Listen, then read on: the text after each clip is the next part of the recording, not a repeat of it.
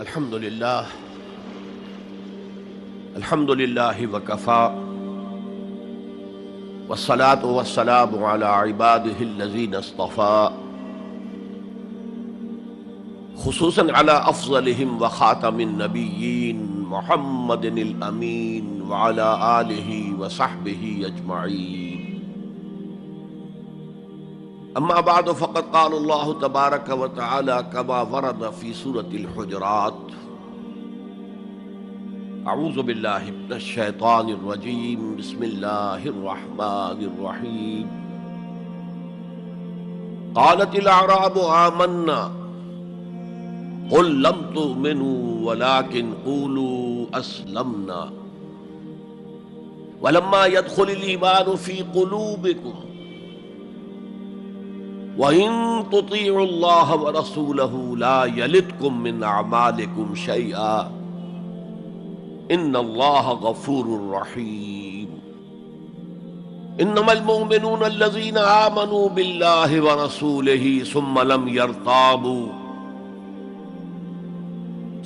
يرتابوا وجاهدوا بأموالهم وأنفسهم في سبيل الله أولئك هم الصادقون.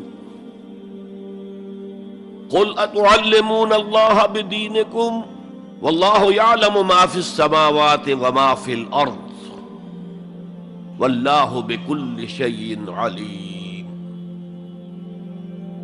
یمنون علیک ان اسلموا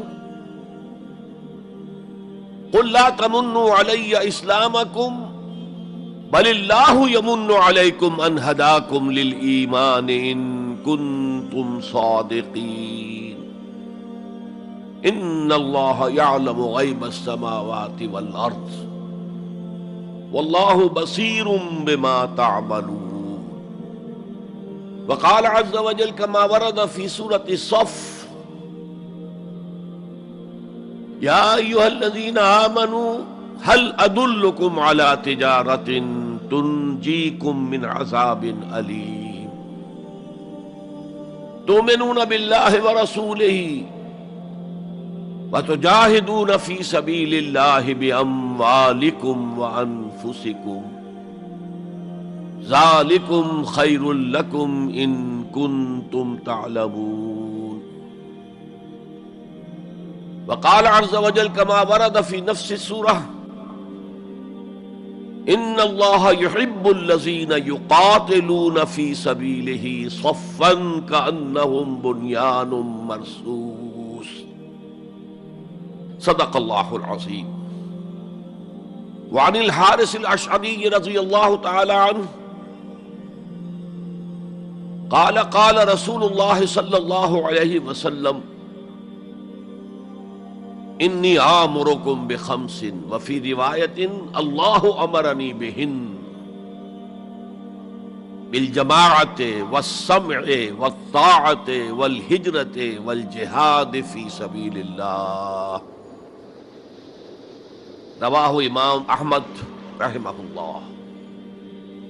رب اشرح لی صدری ویسر لی امری واحلل عقدۃ من لسانی یفقہوا قولی. اللہم ربنا الہمنا رشدنا واعذنا من شرور انفسنا. اللہم ارنا الحق حقا وارزقنا اتباعہ وارنا الباطل باطلا وارزقنا اجتنابہ. اللہم نور قلوبنا بالایمان واشرح صدورنا للاسلام. اللہم وفقنا ان نجاہد فی سبیلک باموالنا وانفسنا. اللہم ارزقنا شہادۃ فی سبیلک. آمین یا رب العالمین. معزز حاضرین اور محترم خواتین، السلام علیکم ورحمۃ اللہ وبرکاتہ. ہمارا جو آج کا موضوع ہے وہ عنوان ہی سے نظر آ رہا ہے کہ طوالت طلب ہے. ایمان، اسلام اور اللہ کی راہ میں جد و جہد. سب سے پہلی بات اس ضمن میں یہ سمجھنی چاہیے کہ قرآن مجید میں ایمان اور اسلام اور مومن اور مسلم تقریباً ہم معنی اور مترادف الفاظ کے طور پر استعمال ہوئے، اگرچہ ایمان کا زیادہ تعلق انسان کے باطن سے ہے، اس کے ذہن سے ہے، قلب سے ہے، اور اسلام کا زیادہ تعلق اس کے عمل سے ہے، تاہم جس شخص کے دل میں ایمان ہے اور عمل میں اسلام ہے، اسے آپ مومن کہیں یا مسلم کہیں، کوئی فرق واقع نہیں ہوتا۔ Call the rose by any name, it will smell as sweet۔ لیکن یہ کہ اگر دو اصطلاحیں ہیں قرآن کی اور ہمارے دین کی، تو لازماً ان میں کوئی فرق ہے، اور یہ جو آج ہم جس کا مطالعہ کر رہے ہیں، یہ مقام قرآن حکیم کا اہم ترین مقام ہے اس خاص مضمون کے اعتبار سے۔ یہ وضاحت میں نے اس لیے کر دی کہ خاص مضمون کے اعتبار سے کہ قرآن کا کوئی ایک لفظ بھی غیر اہم نہیں ہے، لیکن مختلف موضوعات کے اعتبار سے مختلف مقامات کو سب سے بڑھ کر اہمیت کا حامل قرار دیا جا سکتا ہے۔ تو خاص اس موضوع پر، ایمان اور اسلام کے فرق پر، یہ مقام قرآن حکیم کا اہم ترین مقام ہے۔ قالت الاعراب آمنا، یہ بدو لوگ کہہ رہے ہیں ہم ایمان لے آئے۔ قل لم تؤمنوا، اے نبی ان سے کہہ دیجئے تم ایمان ہرگز نہیں لائے ہو۔ شاید بعض حضرات سوچے یہ ہرگز کا لفظ تم نے کہاں سے ایڈ کر دیا؟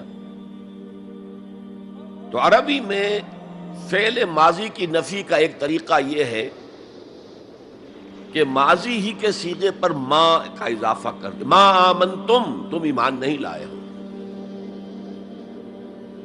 لیکن فعل مضارع سے قبل لم لایا جائے تو یہ ماضی کی نفی ہے انتہائی تاکیدی۔ لم تؤمنوا، ما آمنتم نہیں کہا، لم تؤمنوا، تم ہرگز ایمان نہیں لائے ہو۔ وَلَكِنْ قُولُوا أَسْلَمْنَا، ہاں یوں کہو کہ ہم اسلام لے آئے ہیں، یا ہم نے اطاعت قبول کر لی ہے، ہم نے سرنڈر کر دیا ہے، اسلام کی، اسلامی ریاست کی بالادستی قبول کر لی ہے۔ وَلَكِنْ قُولُوا أَسْلَمْنَا، اور اب دیکھیے نہایت تاکیدی نفی پہلے ہو چکی ہے، لم تؤمنوا، پھر مزید تاکید وَلَمَّا يَدْخُلِ الْإِيمَانُ فِي قُلُوبِكُمْ، ابھی تک ایمان تمہارے دلوں میں ہرگز داخل نہیں ہوا۔ یہ پھر لما، لم کا اضافہ ہے۔ یہ مقام ہے جہاں ان دونوں چیزوں کو بالکل علیحدہ کر کے ایک دوسرے کے مقابل میں لے آئے ہیں۔ ثابت ہوا ایمان کچھ اور ہے، اسلام کچھ اور ہے۔ ذرا نوٹ کر لیجئے کہ قرآن مجید میں یا اسلام کی اصطلاحات میں تین جوڑے ایسے ہیں کہ جن میں عام اور خاص کی نسبت ہے۔ ایمان خاص ہے، اسلام عام ہے، یعنی ہر مومن تو لازماً مسلم ہے، ہر مسلم لازماً مومن نہیں ہے۔ یہی معاملہ نبی اور رسول کا ہے۔ نبی عام ہے، رسول خاص ہے۔ ہر رسول تو لازماً نبی ہے، لیکن ہر نبی لازماً رسول نہیں ہے۔ یہی معاملہ جہاد اور قتال کا ہے۔ قتال تو لازماً جہاد ہے، لیکن جہاد لازماً قتال نہیں ہے۔ ان اصطلاحات کے بارے میں بہت خوبصورت بات کہی ہے مفسرین نے، اذا التقیا خالفا واذا خالفا اجتمعا۔ جب یہ اصطلاحات سامنے سامنے آتی ہے، ایک دوسرے کے آمنے سامنے، تو ان کے مفہوم میں اختلاف ہو جاتا ہے۔ لیکن علیحدہ علیحدہ آ رہی ہو، یہاں پر اکیلی اصطلاح ایمان ہے، یہاں پر اکیلی اصطلاح اسلام ہے، تو ان کے معنی تقریباً ایک ہو جاتے ہیں۔ اور دوسرے یہ کہ یہ اصطلاحات جو ہے جوڑے، یہ ایک دوسرے کی جگہ پر استعمال ہو جاتے ہیں۔ تو ایمان کی جگہ اسلام، اسلام کی جگہ ایمان، یہ استعمال کیے جا سکتے ہیں۔ اور جیسا کہ میں نے شروع میں کہا، یہ دونوں تقریباً قرآن کے عام اسلوب کے اعتبار سے مترادف رحمانی الفاظ ہیں، لیکن یہاں انہیں بالکل علیحدہ کر دیا گیا ہے۔ قالت الاعراب آمنا قل لم تؤمنوا ولكن قولوا اسلمنا ولما يدخل الايمان في قلوبكم۔ اب ذرا پس منظر سمجھیے کہ یہ کون لوگ تھے جن سے یہ کہا جا رہا ہے۔ دیکھیے، آپ کو معلوم ہے کہ ابتدا میں جب کہ حضور ابھی مکہ میں تشریف فرما تھے، تو جس شخص کے دل میں ایمان یقین کے درجے میں آ جاتا تھا، صرف وہی کہتا تھا اشہد ان لا الہ الا اللہ واشہد ان محمد رسول اللہ۔ گویا کہ ایمان پہلے آتا تھا، اسلام بعد میں آتا تھا، اس لیے کہ انہیں معلوم تھا کہ اسلام کے اعلان کا مطلب کیا ہوگا۔ گویا کہ اپنے معاشرے کو میں چیلنج کر رہا ہوں، اپنے خاندان سے ہی نہیں، اہل و عیال سے بھی کٹ جانے کے لیے تیار ہوں۔ جو شخص اس حد تک یقین کا حامل ہو جاتا تھا، وہ پھر اسلام کا اعلان کرتا تھا۔ لیکن رفتہ رفتہ صورت بدلی، خاص طور پر ہجرت کے فوراً بعد۔ آپ کو معلوم ہے کہ وہاں اللہ تعالیٰ نے ایسے حالات اور اسباب پیدا کر دیے کہ جو دو قبیلے وہاں پر اصل عرب قبیلے آباد تھے، اوس اور خزرج، ان دونوں کے تمام اکابر ایمان لے آئے۔ اور قبائلی زندگی کا معاملہ آپ کو معلوم ہے کہ اگر سرداروں نے ایمان قبول کر لیا تو پھر دونوں قبیلوں نے ایمان قبول کر لیا۔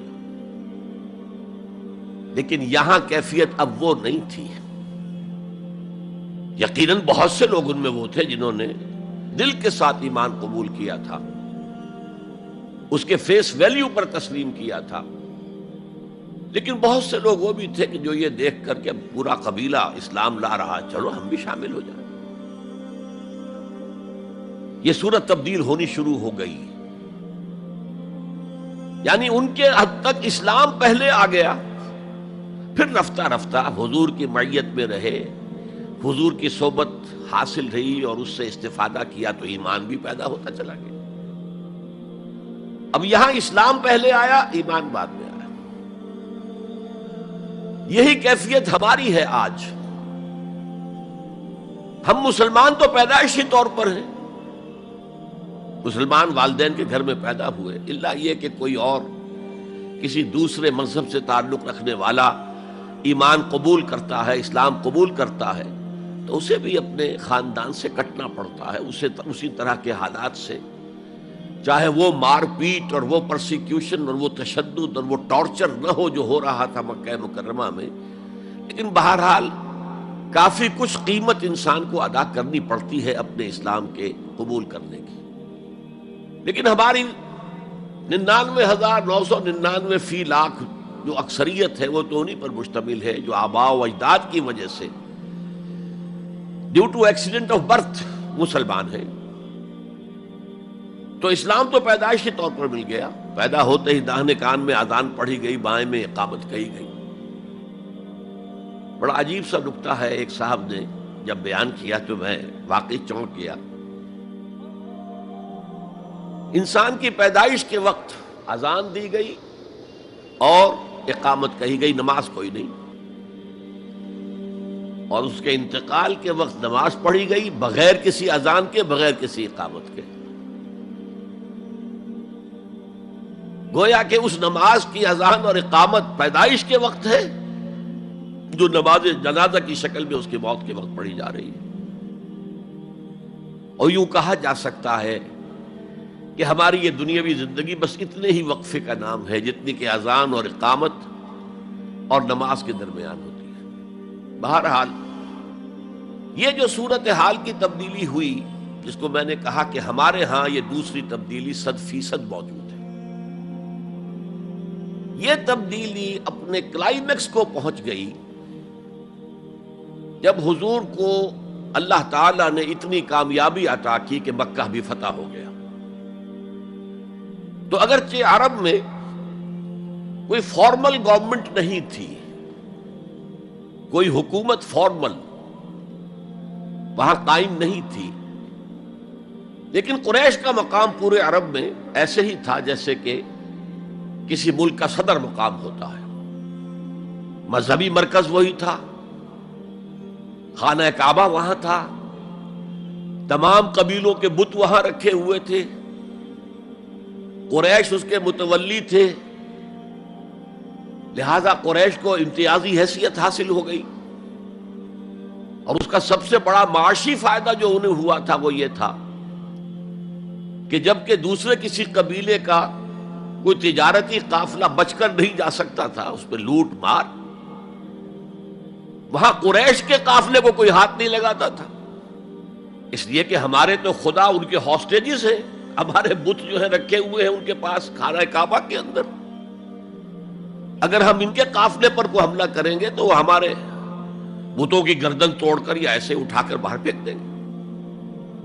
تو بہت بڑا سیاسی اور بہت بڑا معاشی فائدہ قریش کو تھا اس خانہ کعبہ کی وجہ سے، اور اس پر ایک پوری سورت ہے قرآن مجید کی، لإلاف قریش ایلافہم رحلۃ الشتاء والصیف فلیعبدوا رب ھذا البیت الذی اطعمہم من جوع وآمنہم من خوف۔ اس گھر کی وجہ سے ان کو معاشی فوائد حاصل ہے اور امن حاصل ہے۔ بہرحال جب مکہ فتح ہو گیا حضور کے دست مبارک پر صلی اللہ علیہ وسلم، تو اب پورے عرب کے اطراف و اکناف میں یہ بات طے ہو گئی کہ اب جدید اصطلاح میں ہم کہیں گے it's no use continuing resistance, اب ہم کیا مخالفت کریں اور کیا اب آپ کا راستہ روکنے کی کوشش کریں، بات ختم ہو گئی جب مکے پر اب حضور کا قبضہ ہے صلی اللہ علیہ وسلم۔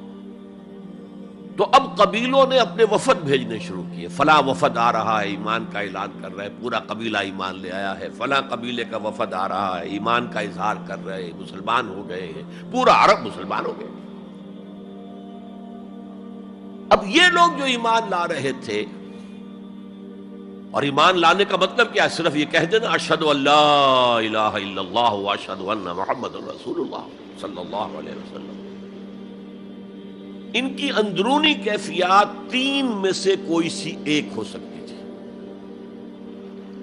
یا تو واقعی ان میں سے بھی کچھ لوگ ایسے تھے جو واقعتاً صدق دل سے ایمان لائے، ایسا بھی ہو سکتا ہے کہ وہ پہلے ہی سے ایمان لا چکے ہوں لیکن اپنے قبیلے کی عصبیت کی وجہ سے، اور یہ کہ پھر قبیلے کو چھوڑ کر کہیں جانا پڑے گا، وہ اظہار نہ کر رہے ہوں، اب اس کے اظہار کے اندر کوئی معنی نہیں رہا، کوئی رکاوٹ نہیں رہی، کوئی رسک نہیں رہا، یہ بھی ہو سکتا ہے۔ تو ایک ممکن کیفیت تو یہ تھی کہ وہ ایمان لائے ہوں حقیقتاً صدق قلب سے، اور ایک ممکن صورت یہ تھی، اور یہ ہر انقلابی عمل میں ہوتا ہے، کہ مخالف انقلاب قوتیں جب یہ سمجھتی ہیں کہ اب ہمارا بس نہیں چلے گا، اب ہم انقلاب کا راستہ نہیں روک سکتے،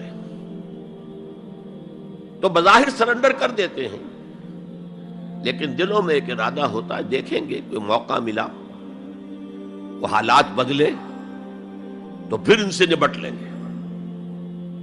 اگر کسی نے اس نیت سے اسلام کا اظہار کیا تو وہ گویا کہ منافق تھا، لیکن بہت سے لوگوں کی کیفیت ہو سکتی ہے نظری اعتبار سے کہ نہ مثبت طور پر ایمان ہے نہ منفی طور پر نفاق ہے، کوئی دھوکہ دینے کا ارادہ بھی نہیں ہے، کوئی صرف ٹائم گین کرنے کے لیے اسلام کا اظہار نہیں کیا ہے، تو گویا کہ یہ پازیٹو ویلیو ایمان کی +1 +2 +3 +4 ایمان کے درجے ہیں، ایک عام آدمی کا ایمان ہے، ایک ابو بکر صدیق کا ایمان ہے، زمین و آسمان کا فرق ہے۔ خود صحابہ میں یہ درجہ بندی تھی، اور ہم تو اپنے ایمان سے کیا نسبت اور کیا تناسب قائم کریں گے صحابہ کے ایمان کے ساتھ، بالخصوص ابو بکر صدیق جیسے صدیق اکبر کے ایمان کے ساتھ رضی اللہ تعالی عنہ۔ اسی طرح -1 -2 -3 -4 یہ منافقت کے درجے ہیں. کس درجے کا نفاق ہے، کس درجے میں ڈٹرمینیشن ہے کہ we have only to buy time, اب اس کے سوا چارہ نہیں ہے، اب ہم ریزسٹ نہیں کر سکتے. It's no use continuing resistance.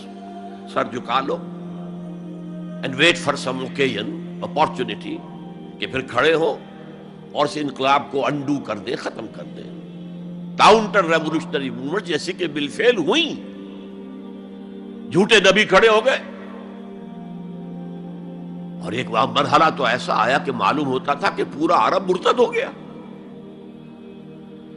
جیسے وہ شکل تھی اذا جاء نصر اللہ والفتح ورأیت الناس يدخلون فی دین اللہ افواجا، اس کے بالکل برعکس پوزیشن ہو گئی یخرجون من دین اللہ افواجا.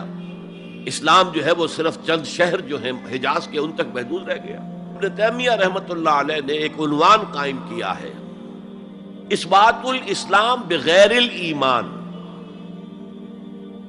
اسلام کا اثبات، تسلیم کر لینا اسلام کو بغیر ایمان کے. اس آیت کے حوالے سے قالت الاعراب آمنا قل لم تؤمنوا ولكن قولوا اسلمنا ولما يدخل الايمان في قلوبكم. اب اگلا ٹکڑا اس آیت کا یہ ثابت کر رہا ہے کہ وہ منافق نہیں تھے. وَإِن تُطِيعُوا اللَّهَ وَرَسُولَهُ لَا يَلِدْكُم مِّنْ أَعْمَالِكُمْ شَيْئًا. اگر تم اللہ اور اس کے رسول کی اطاعت کرتے رہو، اس لیے کہ اسلام کے معنی یہ تو ہے، یہ تو لازماً کرنا ہوگا. وہ دور جو ہے آج کی طرح تو نہیں تھا کہ نماز نہ پڑھو تب بھی مسلمان، پڑھو تب بھی مسلمان، کروڑ پتی ہونے کے باوجود حج نہ کرو تب بھی مسلمان. تو یہ بات تو نہیں تھی اس وقت. تو یہ کہ اطاعت تو کرنی پڑتی تھی، اس لیے کہ اطاعت تو ظاہر ہو جاتی ہے، کوئی کر رہا ہے کون نہیں کر رہا ہے. ایک چھوٹی سی بستی مدینے کی، ان میں کون نماز پڑھ رہا ہے کون نہیں پڑھ رہا صاف واضح ہوتا تھا. لہذا منافقین کو بھی آ کر نماز پڑھنی پڑتی تھی، بلکہ جو رئیس المنافقین تھا وہ ہمیشہ پہلی صف میں ہوتا تھا. اور جب حضور صلی اللہ علیہ وسلم خطبہ دینے کے لیے کھڑے ہوتے تھے تو پہلے وہ کھڑا ہوتا تھا اور کہتا لوگوں دیکھو ان کی بات توجہ سے سنو، یہ اللہ کے رسول ہے. وہ اپنی اہمیت جتانے کی خاطر، اس لیے کہ یہ جو اوس اور خزرج کے دو قبیلے تھے، ان میں اوس کا قبیلہ چھوٹا تھا، خزرج کا بڑا تھا، اور اس کا سردار یہ تھا سب سے بڑا. اور اس کے لیے طے ہو چکا تھا، مدینے والے اس ضرورت کو محسوس کر رہے تھے کہ یہاں 5 قبیلے آباد ہیں، اور 2 تو قدیم عرب کے ہیں جو یمن سے آ کر آباد ہوئے، اوس اور خزرج، اور 3 عرب سے باہر سے آئے ہوئے ہیں یہودی قبائل، بنو قینقاع، بنو نذیر یا نزیر اور بنو قریظہ. اب 5 قبیلوں کا ایک شہر ہے، ہر قبیلے کا نظام تو اپنی جگہ مستحکم ہے، اس کا ایک سردار ہے اور اس کی بات قبیلے والوں کو ماننی ہے. لیکن ان 5 کے درمیان معاملات جو ہیں، کوئی آربیٹریٹر ہونا چاہیے، کوئی ایک ایسا ہونا چاہیے شخص کہ جس کی بات وہ 5 سنیں اور مانے. اس لیے انہیں بادشاہ کی ضرورت محسوس ہوئی کہ کسی کو ہم اپنا بادشاہ بنا لیں. اور قرۂ فال بنام من دیوانہ زدند عبداللہ ابن ابی، اس کے بارے میں طے ہو گیا یہ ہمارا بادشاہ ہوگا. اس کے لیے تاج تیار ہو گیا سونے کا. تاج پوشی باقی تھی کہ حضور تشریف لے آئے بے تاج بادشاہ کی حیثیت سے. اس کے سارے خواب بکھر گئے. لہذا منافق اول بھی وہ اور رئیس المنافقین بھی وہ. ایمان تو وہ بھی لے آیا، اگرچہ لایا ذرا لیٹ غزوہ بدر کے بعد، لیکن یہ ہے کہ وہ ایمان لایا تھا اسی انداز کا کہ ابھی دیکھیں گے، ہوا دیکھو، ہوا کا رخ دیکھو، تیل دیکھو، تیل کی دھار دیکھو، کوئی حالت ایسی ہو جائے کہ پھر یہ معاملہ تلپٹ کر دیا جائے. تو یہاں کہا جا رہا ہے وَإِن تُطِيعُوا اللَّهَ وَرَسُولَهُ لَا يَلِدْكُم مِّنْ أَعْمَالِكُمْ شَيْئًا، جبکہ منافق کا کوئی عمل بھی قبول نہیں. لیکن یہاں فرمایا گیا کہ اگر تم اللہ اور اس کے رسول کی اطاعت کرتے رہو گے تو اللہ تعالیٰ تمہارے اعمال کے اجر و ثواب میں کوئی کمی نہیں کرے گا. دیکھیے اصولی اعتبار سے بات یہ ہے کہ ایمان کے بغیر کوئی عمل جو ہے قبول نہ ہو. یہاں ایمان کے بغیر نیکیوں کے اعمال کے قبولیت کا اعلان کیا جا رہا ہے۔ گویا کہ یہ ایک خاص رعایت ہے، اس لیے آیت ختم ہو رہی ہے ان اللہ غفور الرحیم، اللہ غفور ہے، اللہ رحیم ہے۔ یہ اس کے شان غفاری کا صدقہ ہے، یہ اس کی شان رحیمی کا صدقہ ہے کہ اس حال میں بھی تمہارے اعمال اگر تم اطاعت کرتے رہو گے اللہ اور اس کے رسول کی تو اللہ قبول فرما لے گا۔ البتہ یہاں یہ نوٹ آف کوشن سامنے رہنا چاہیے کہ اطاعت جزوی نہیں، اطاعت کلی، پوری کی پوری اطاعت۔ دو حکم بھی دیا گیا ہے، ماننا پڑے گا۔ جزوی اطاعت اطاعت نہیں ہے۔ Partial obedience is no obedience. اس لیے کہ اگر آپ نے ایک حکم قبول کر لیا، ایک نہیں کیا، تو جو نہیں کیا کیوں نہیں کیا؟ کہ وہ آپ کے نفس کو پسند نہیں۔ جو قبول کیا وہ کیوں کیا؟ کہ نفس نے الاؤ کر دیا آپ کو کہ ٹھیک ہے کر لو، کوئی حرج نہیں۔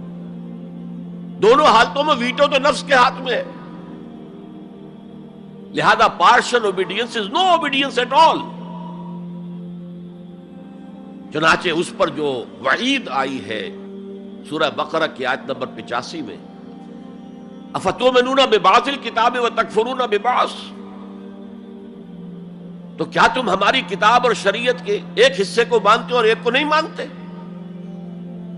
فما جزاء من يفعل ذلك منکم، تو جو کوئی بھی تم میں سے یہ روش اختیار کرے گا اس کی کوئی سزا نہیں ہے الا خزي فی الحیات الدنیا، سوائے اس کے کہ دنیا کی زندگی میں ذلیل اور خوار کر دیے جائیں۔ وَيَوْمَ الْقِيَامَةِ يُرَدُّونَ إِلَىٰ أَشَدِّ الْعَذَابِ، اور قیامت کے دن شدید ترین عذاب میں جھونک دیے جائیں۔ وَاللَّهُ بِغَافِلٍ عَمَّا تَعْمَلُونَ، اور جو کچھ تم کر رہے ہو اللہ اس سے غافل نہیں ہے۔ تم اپنی ظاہری ٹیپ ٹاپ سے، اپنے داڑھیوں کے طول سے اللہ کو دھوکہ نہیں دے سکتے، اپنے عمروں اور حجوں کی تعداد سے اللہ کو دھوکہ نہیں دے سکتے۔ He sees you through and through، تمہارے باطن کو دیکھتا ہے، تمہارے دل کو دیکھتا ہے، اسے معلوم ہے کہ تم نے حج تو کیا، حرام کی کمائی سے کیا ہے۔ بہرحال یہ بڑی شدید وعید والی آیت ہے قرآن مجید میں کہ جس کا نقشہ ہماری نگاہوں کے سامنے آج دنیا میں مسلمانوں کی کیا وقت ہے، کیا حیثیت ہے۔ 1.25 ارب سے لے کر 1.5 ارب تک کی تعداد ہے جو آنکی جاتی ہے مسلمانوں کی دنیا میں۔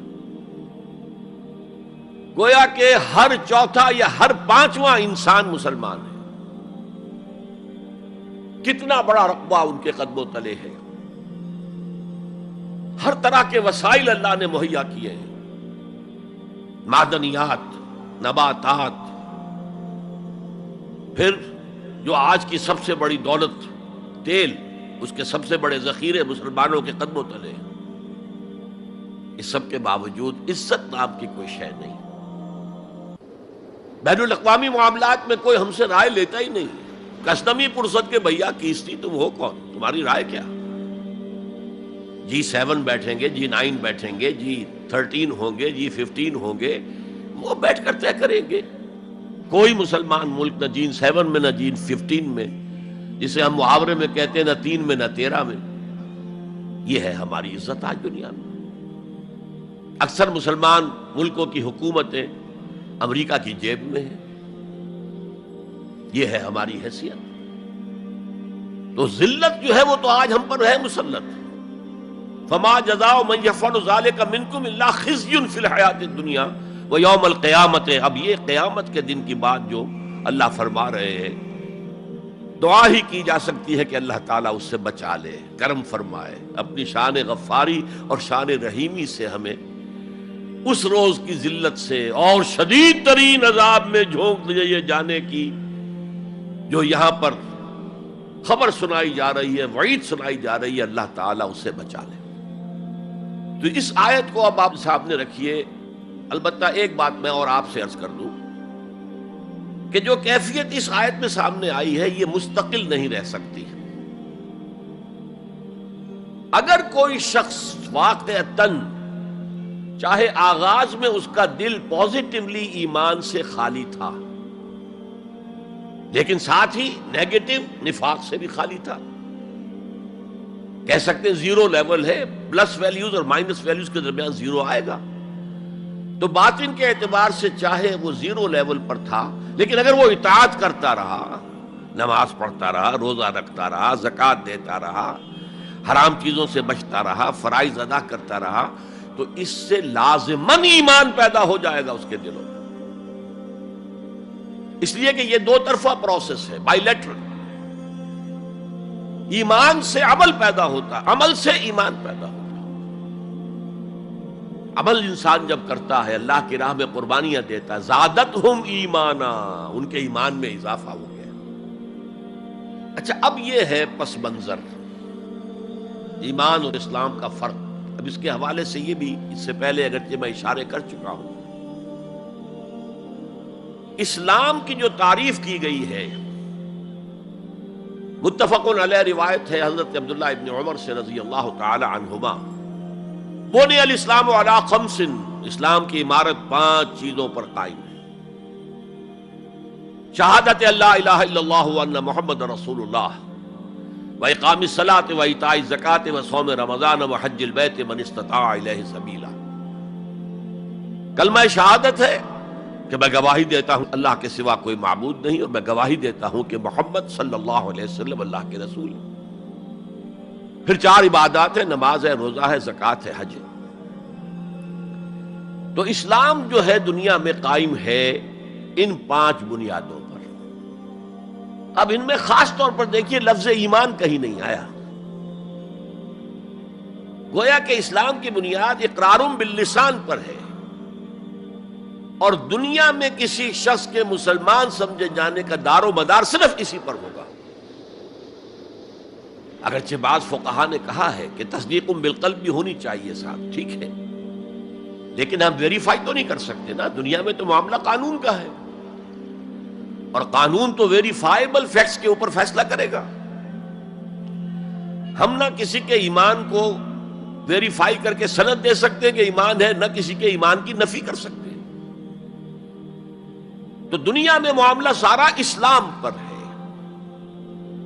ایک مسلمان اسلامی ریاست کا مکمل شہری ہے، ایک مسلمان معاشرے کا مکمل ایک رکن ہے. اسلام ہی پر سارا نظام ہے اس دنیا میں، لیکن آخرت میں سارا دار و مدار ایمان پر ہے. اس لیے کہ اللہ تو معذور نہیں ہے کہ دلوں کے حال کو نہ جانتا ہو. ان اللہ لا ينظر الى صورکم ولا الى اموالکم ولکن ينظر الى قلوبکم واعمالکم.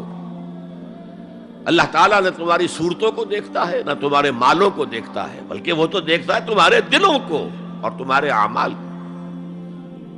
امام بخاری رحمت اللہ علیہ کا موقف کہ ایمان میں عمل بھی شامل ہے انٹیگرل پارٹ کی حیثیت سے، یہ حقیقی ایمان کے اعتبار سے 100% درست ہے. تو دل میں یقین ہوگا تو کیسے عمل اس کے خلاف ہو جائے گا. لیکن لیگل اور کانسٹیٹیوشنل لیول پر، جسے ہم اسلام کہیں گے، عمل علیحدہ ہے، ایمان علیحدہ ہے. اور ایمان حقیقی گھٹتا بھی ہے، بڑھتا بھی ہے. زادتہم ایمانا وما زادہم الا ایمانا وتسلیما، سورہ احزاب میں فرمایا کہ وہ جو 12,000 کا لشکر آ گیا تھا اور ایک شدید صورت پیدا ہو گئی تھی، اور محسوس ہوتا تھا perhaps this is the end، جیسے کہ ایک چراغ جل رہا ہے میدان میں رکھا ہوا اور جھکڑ چل رہا ہے بجھانے کے لیے. تو منافقین کا نفاق ان کی زبانوں پر آ گیا. ما وعدنا اللہ ورسولہ الا غرورا، ہم سے اللہ اور اس کے رسول نے جو وعدے کیے تھے وہ سب جھوٹے ثابت ہوئے. ہم سے کہا گیا تھا کیسر و کسریٰ کے خزانے تمہارے قدموں میں ہوں گے، اور آج کیا ہے، ہم رفع حاجت کے لیے باہر نہیں جا سکتے. تو منافقین کے اندر کا روگ جو تھا وہ ان کی زبانوں پر آ گیا. اور اہل ایمان کا معاملہ کیا ہوا؟ انہوں نے جب دیکھا لما راوا الاحزاب قالوا ھذا ما وعدنا اللہ ورسولہ، انہوں نے کہا یہی تو ہے جس کا ہم سے اللہ اور اس کے رسول نے وعدہ کیا تھا. یہ آیت تو سورہ بقرہ میں نازل ہو چکی تھی. وَلَنَبْلُوَنَّكُمْ بِشَيْءٍ مِّنَ الْخَوْفِ وَالْجُوعِ وَنَقْصٍ مِّنَ الْأَمْوَالِ وَالْأَنفُسِ وَالثَّمَرَاتِ وَبَشِّرِ الصَّابِرِينَ۔ ہم لازماً آزمائیں گے تمہیں، لازماً آزمائیں گے، خوف سے، بھوک سے، فقر و فاقے سے، جان اور مال اور ثمرات کے ضیاع سے اور زیاں سے۔ فصل تیار کھڑی ہے اور عین وقت آ گیا ہے جنگ کا، اور وقت پر فصل کھجور کی اتاری نہ گئی تو تباہ ہو جائے گی، لیکن نہیں، نکلنا ہے۔ یہی معاملہ تھا جو کہ تبوک کے موقع پر ہوا ہے۔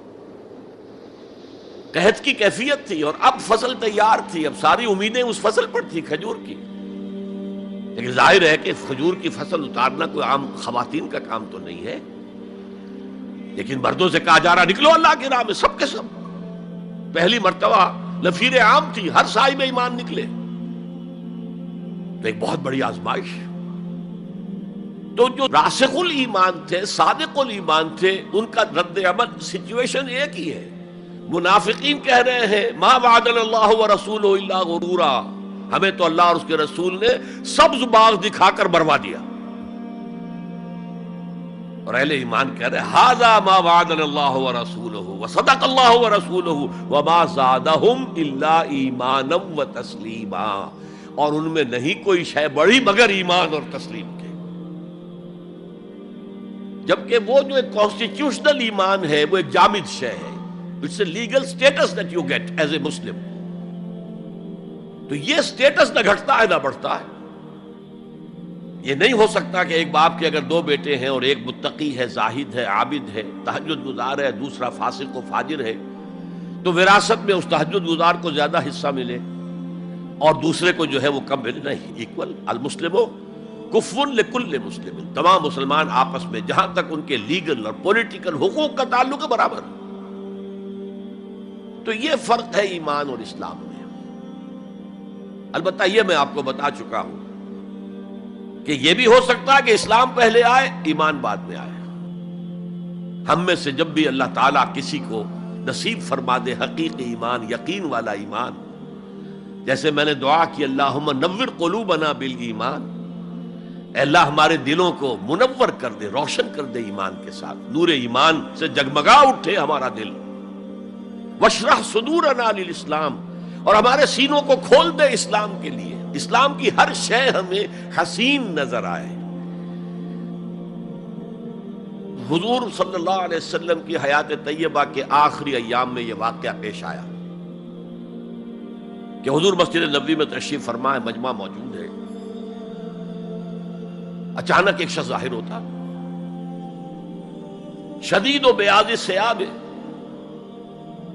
شدید و سواد شعر، اس کا لباس انتہائی سفید صاف، کوئی اس پر دھبا نہیں، داغ نہیں، میل نہیں، بال انتہائی سیاہ چمکدار، گرد آلود نہیں، ولا یعرفہ احد منا، اور ہم میں سے اسے کوئی پہچانتا بھی نہیں تھا۔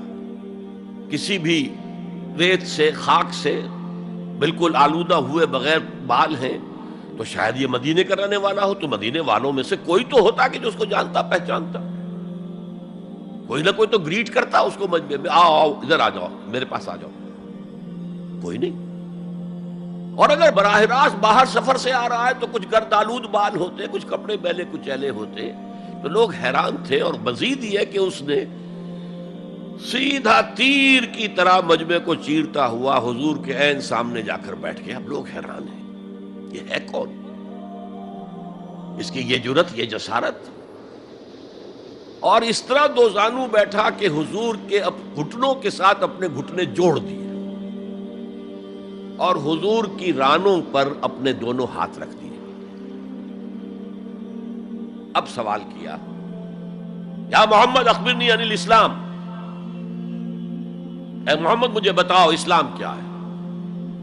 حضور نے فرمایا وہی جو میں ابھی آپ کو حدیث سنا چکا ہوں، الاسلام ان تشہد اللہ الہ الا اللہ وان انا رسول اللہ وان تقیم الصلاۃ وتؤتی الزکاۃ وتصوم رمضان وتحج البیت ان استطعت الیہ سبیلا۔ پھر کہا اخبرنی عن الایمان، لیکن یہ کہ ان روایتوں میں بھی اس کو روایت کرنے والے بہت سے صحابہ ہیں، عبداللہ ابن عمر بھی ہیں، حضرت عمر خود بھی ہیں رضی اللہ تعالی عنہما، ابو ہریرہ بھی ہے، عبداللہ ابن مسعود بھی ہیں. چونکہ ایک مجمع میں واقعہ ہو رہا تھا نا، تو مجمع کے اندر تو بہت سے لوگ سن رہے ہیں. اگرچہ جیسے آج بھی ہوگا کہ میں جو بات کہہ رہا ہوں، آپ میں سے بہت سے حضرات میری ساری بات سن کر اگر کہیں جا کر رپورٹ کریں گے تو ان کی باتوں میں اختلاف ہو جائے گا. لہذا اس حدیث کی روایت میں اختلاف ہے. بعض روایت تو یہ ہے کہ پہلے پوچھا اخبرنی علی الایمان، پھر پوچھا اخبرنی علی الاحسان یا علی الاسلام. اور یہ جو حضرت عمر کی روایت ہے اس میں ہے سب سے پہلے آپ نے پوچھا اخبرنی عن الاسلام، پھر دوسرا سوال آیا اخبرنی عن الایمان. اچھا، اس کے بعد ایک دو سوال اور بھی کیے، اب میں تفصیل میں نہیں جا سکتا. پھر وہ شخص چلا گیا. حضور نے کہا ذرا اس کو بلانا واپس، تو دیکھا تو کہیں بھی نہیں. زمین کھا گئی، آسمان کو چکر لے گیا، اللہ جانے. تب حضور نے فرمایا اوہ یہ جبرائیل تھے جو تمہیں تمہارا دین سکھانے آئے تھے. یعلمکم دینکم اذ لم تسألوہ، جبکہ تم نے اس کے بارے میں سوال نہیں کیا. اور یہ پہلی بار ہے کہ میں جبرائیل کو پہچان نہیں سکا. انسانی شکل میں وہ آئے اور میں پہچان نہیں پایا. ورنہ اکثر حضرت دہیہ کلبی کی شکل میں آتے تھے انسانی صورت میں. جب بھی حضرت جبرائیل آتے تھے، حضرت دہیہ کلبی جو ہے وہ بہت ہی حسین جوان رانا، ان کی شکل میں آتے تھے. بہرحال یہ اتنا اہم مسئلہ ہے کہ اس کو کلیئر کرنے کے لیے کہ دودھ کا دودھ پانی کا پانی علیحدہ ہو جائے. ایمان کیا ہے، اسلام کیا ہے. دنیا کا نظام اسلام پر ہے، ایمان پر نہیں ہے.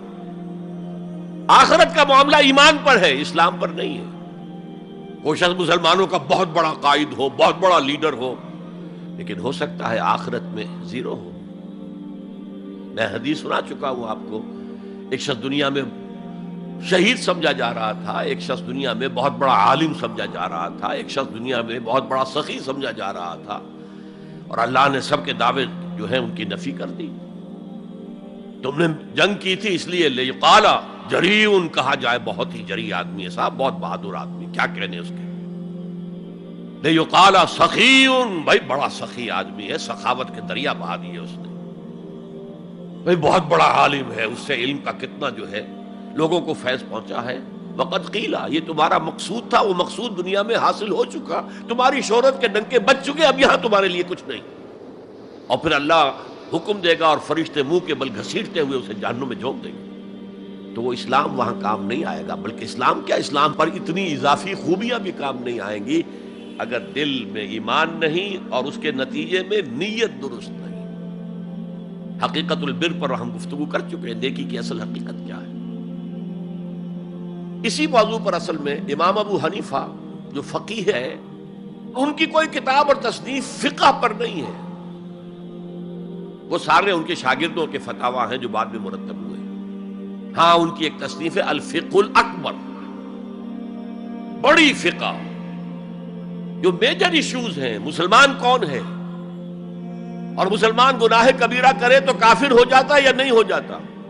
بعض احادیث سے ثابت ہوتا کہ وہ تو کافر ہو گیا، ایمان سے محروم ہو گیا. میں وہ حدیث سنا چکا ہوں آپ کو، واللہ لا یؤمن واللہ لا یؤمن واللہ لا یؤمن. خدا کی قسم وہ شخص مومن نہیں، خدا کی قسم وہ شخص مومن نہیں، خدا کی قسم وہ شخص مومن نہیں. صحابہ لرز گئے، کانپ گئے. قیل من یا رسول اللہ، حضور کس کے بارے میں ارشاد فرما رہے ہیں؟ فرمایا الذی لا یامن جارہ بوائقہ، وہ شخص کہ جس کی ایذا رسانی کی وجہ سے اس کا پڑوسی چین میں نہیں ہے، امن میں نہیں، سکون میں نہیں. تو بظاہر تو نتیجہ نکلا کہ ایمان کی اتنی نفی ہو رہی تو کافر ہے. اور یہی سب سے بڑی غلطی جو سب سے پہلا فرقہ پیدا ہوا اسلام میں، وہ تو اسی بنیاد پر ہوا تھا. خوارج کا موقف یہی تھا، گناہ کبیرہ کا مرتکب کافر ہے، اور کافر ہے تو گویا کہ مرتد ہے، اور مرتد ہے تو واجب القتل ہے. اس کا مال بھی تم پر مباح ہے کہ لے لو اور قبضہ کر لو، اس کی بیویاں بیٹیاں بھی تم پر مباح ہے کہ انہیں اپنی کنیزیں بنا لو. حالانکہ بڑے متقی لوگ تھے خوارج. حضرت علی کو بہرحال ان سے جنگ کرنی پڑی. 4000 خوارج جو ہیں جنگ نہروان کے اندر قتل ہوئے، اور پھر خوارج کی تکفیر پر امت کا اجماع ہوا کہ وہ دائرہ اسلام سے خود خارج ہو گئے. ان موضوعات پر امام ابو حنیفہ کی تسلیم اپنی ہے، گناہ کبیرہ سے بھی کوئی شخص کافر نہیں ہوتا. بہرحال ہمارا جو اصل موضوع ہے اس کی طرف میں آ رہا ہوں. اسلام اور ایمان کو جب علیحدہ علیحدہ اس طرح کر دیا، نیچرلی اب ایک سوال پیدا ہوتا ہے کہ پھر مومن کو ڈیفائن کیجئے. ہو is a momin? We want to be acknowledged as momins. کیا پری ریکویزٹس ہیں، کیا شرائط ہیں؟ یہ دیکھیے ربط آیت بالآیت. چونکہ آیت نمبر 14 میں اسلام اور ایمان جدا، اور کچھ لوگوں کا اسلام قبول، اطاعت قبول، ایمان کی نفی مطلق. لم تؤمنوا ولما يدخل الایمان فی قلوبکم. تو اس پس منظر میں نیچرل کوسچن ہے جو اٹھتا ہے، مومن کون ہے؟ ڈیفائن کیجیے. اور یہ آیت اگلی اس اعتبار سے قرآن مجید کی اہم ترین آیت ہے. A comprehensive definition of who is a مومن، جس کو اصطلاح میں کہا جاتا ہے جامع و مانع تعریف. جامع اور مانع تعریف، کسی چیز کو ڈیفائن کریں اس طریقے سے کہ کوئی شے جو اس کے باہر ہے وہ اس میں داخل نہ ہو جائے، اور کوئی شے جو اس کا جز ہے باہر نہ رہ جائے. جامع بھی ہو، اس کے تمام اجزاء اس میں آ جائیں، اور مانع ہو کہ کوئی شے جو اس سے مناسبت نہ رکھتی ہو اس میں شامل نہ ہو سکے. جامع و مانع تعریف مومن کی وہ اس آیت میں، آیت نمبر 15. انما المؤمنون الذین آمنوا باللہ ورسولہ ثم لم یرتابوا. اب یہاں بھی وہ اسلوب حصر ہے، انما. اور حصر کا مفہوم میں کئی دفعہ سمجھا چکا ہوں کہ آپ کہیں کہ زید عالم ہے، اس سے دوسروں کے علم کی نفی نہیں ہوئی، اور بھی ہو سکتے ہیں. زید ہی عالم ہے تو دوسروں کی نفی ہو گئی کہ اس مجمع میں صرف ایک عالم ہے اور وہ زید ہے، باقی کوئی عالم نہیں. اسے حصر کہتے ہیں. تو میں نے چونکہ کہا ہے کہ most comprehensive definition of who is a مومن، اس کا آغاز بھی حصر سے ہے، اس کا اختتام بھی حصر پر ہے. انما کلمہ حصر ہے، اور آخر میں اولئک ھم الصادقون، وہ بھی اسلوب حصر ہے. انما المؤمنون الذین آمنوا باللہ ورسولہ ثم لم یرتابوا. مومن تو صرف وہ ہے جو ایمان لائے اللہ پر اور اس کے رسول پر، پھر شک میں ہرگز نہیں پڑے. یہ پھر لم آ گیا، یہاں مرتابو نہیں آیا، لم یرتابو، ہرگز شک میں نہیں پڑے. یہ واحد مقام قرآن کا جہاں پر کہ یہ لفظ اضافی طور پر آیا ہے ایمان کے بعد. ثم لم یرتابو، یرتابو بنا ریب سے، شک. الف لام میم ذالک الکتاب لا ریب فیہ. ارتابا یرتابو، شک میں پڑ جانا. ثم لم یرتابو، پھر شک میں ہرگز نہیں پڑے. ان کا دل ایمان پر یقین کے ساتھ معمور ہو گیا. چنانچہ پازیٹیو انداز میں یہی شان بیان ہوئی ہے صحابہ کی اکثریت کی اسی سورہ حجرات میں. فرمایا گیا صحابہ کرام سے وَلَٰكِنَّ اللَّهَ حَبَّبَ إِلَيْكُمُ الْإِيمَانَ وَزَيَّنَهُ فِي قُلُوبِكُمْ. اللہ نے تو تمہارے نزدیک ایمان کو محبوب بنا دیا ہے اور تمہارے دلوں میں کھبا دیا ہے، مزین کر دیا تمہارے دلوں کو ایمان سے، منور کر دیا تمہارے دلوں کو ایمان سے.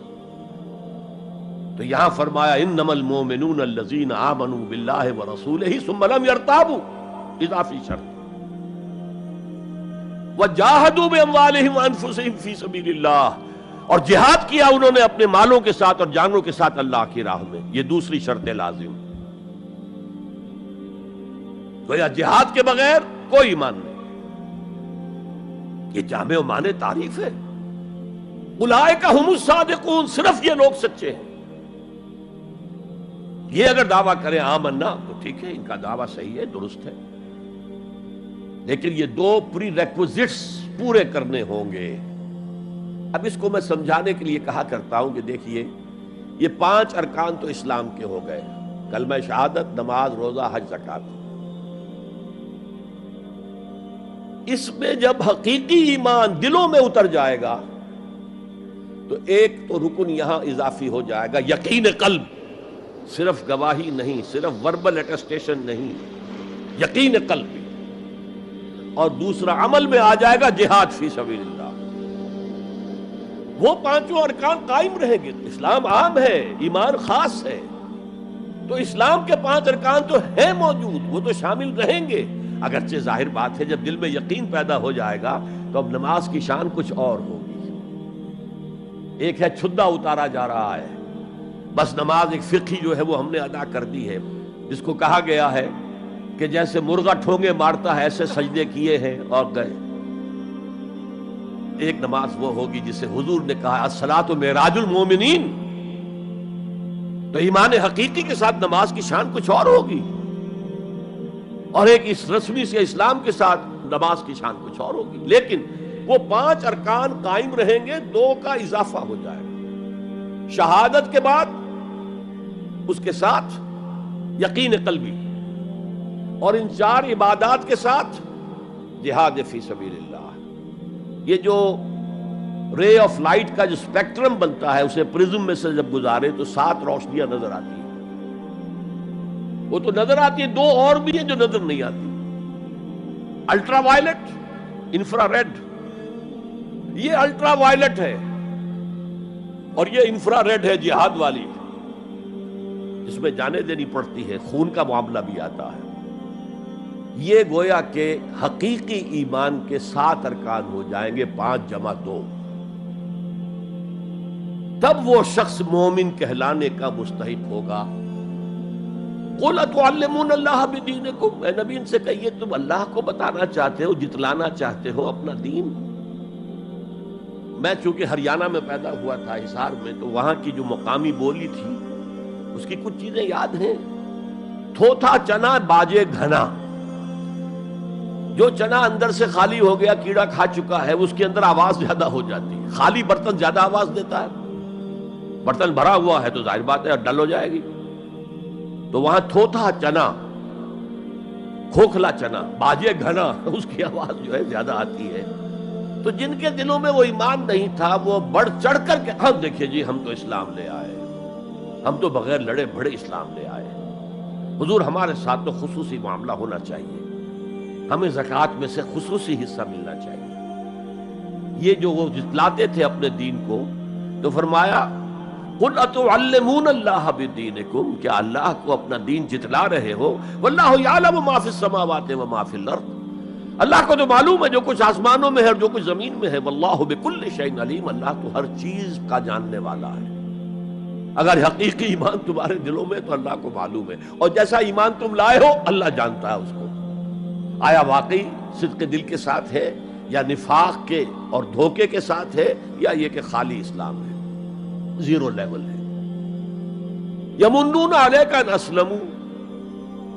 اے نبی یہ آپ پر احسان دھر رہے ہیں کہ ہم اسلام لے آئے. دیکھیے جی ہم نے تو اطاعت قبول کر لی، آپ نے قریش سے تو اتنی جنگیں کی ہیں، فلاں سے تو اتنی جنگیں کی ہیں، آپ کے ساتھ ہی اتنے شہید بھی ہوئے، ہم نے تو جنگ نہیں کی، ہم ایسے ہی مان لے آئے ہیں. تو گویا کہ احسان ہے ہمارا. یمنون علیک، مننا یمنو احسان دھرنا. یمنون علیک ان اسلموا قل لا تمنوا علی اسلامکم. کہہ دیجئے مجھ پر اپنے اسلام کا احسان مت دھرو.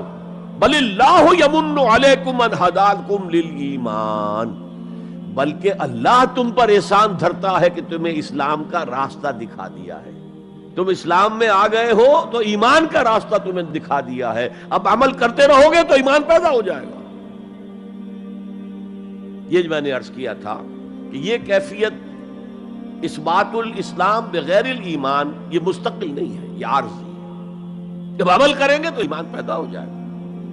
تو بل اللہ یمن علیکم ان ہداکم للایمان ان کنتم صادقین.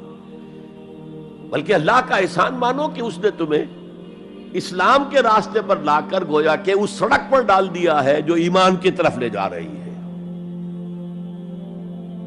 اگر تم اسلام کے بارے میں بھی سچے ہو، یعنی وہ لوگ نکل جائیں گے جو دھوکہ دینے کے لیے ایمان لا رہے تھے. ان اللہ یعلم غیب السماوات والارض. یقیناً اللہ جانتا ہے ہر پوشیدہ چیز کو جو آسمانوں کی ہے اور زمین کی ہے.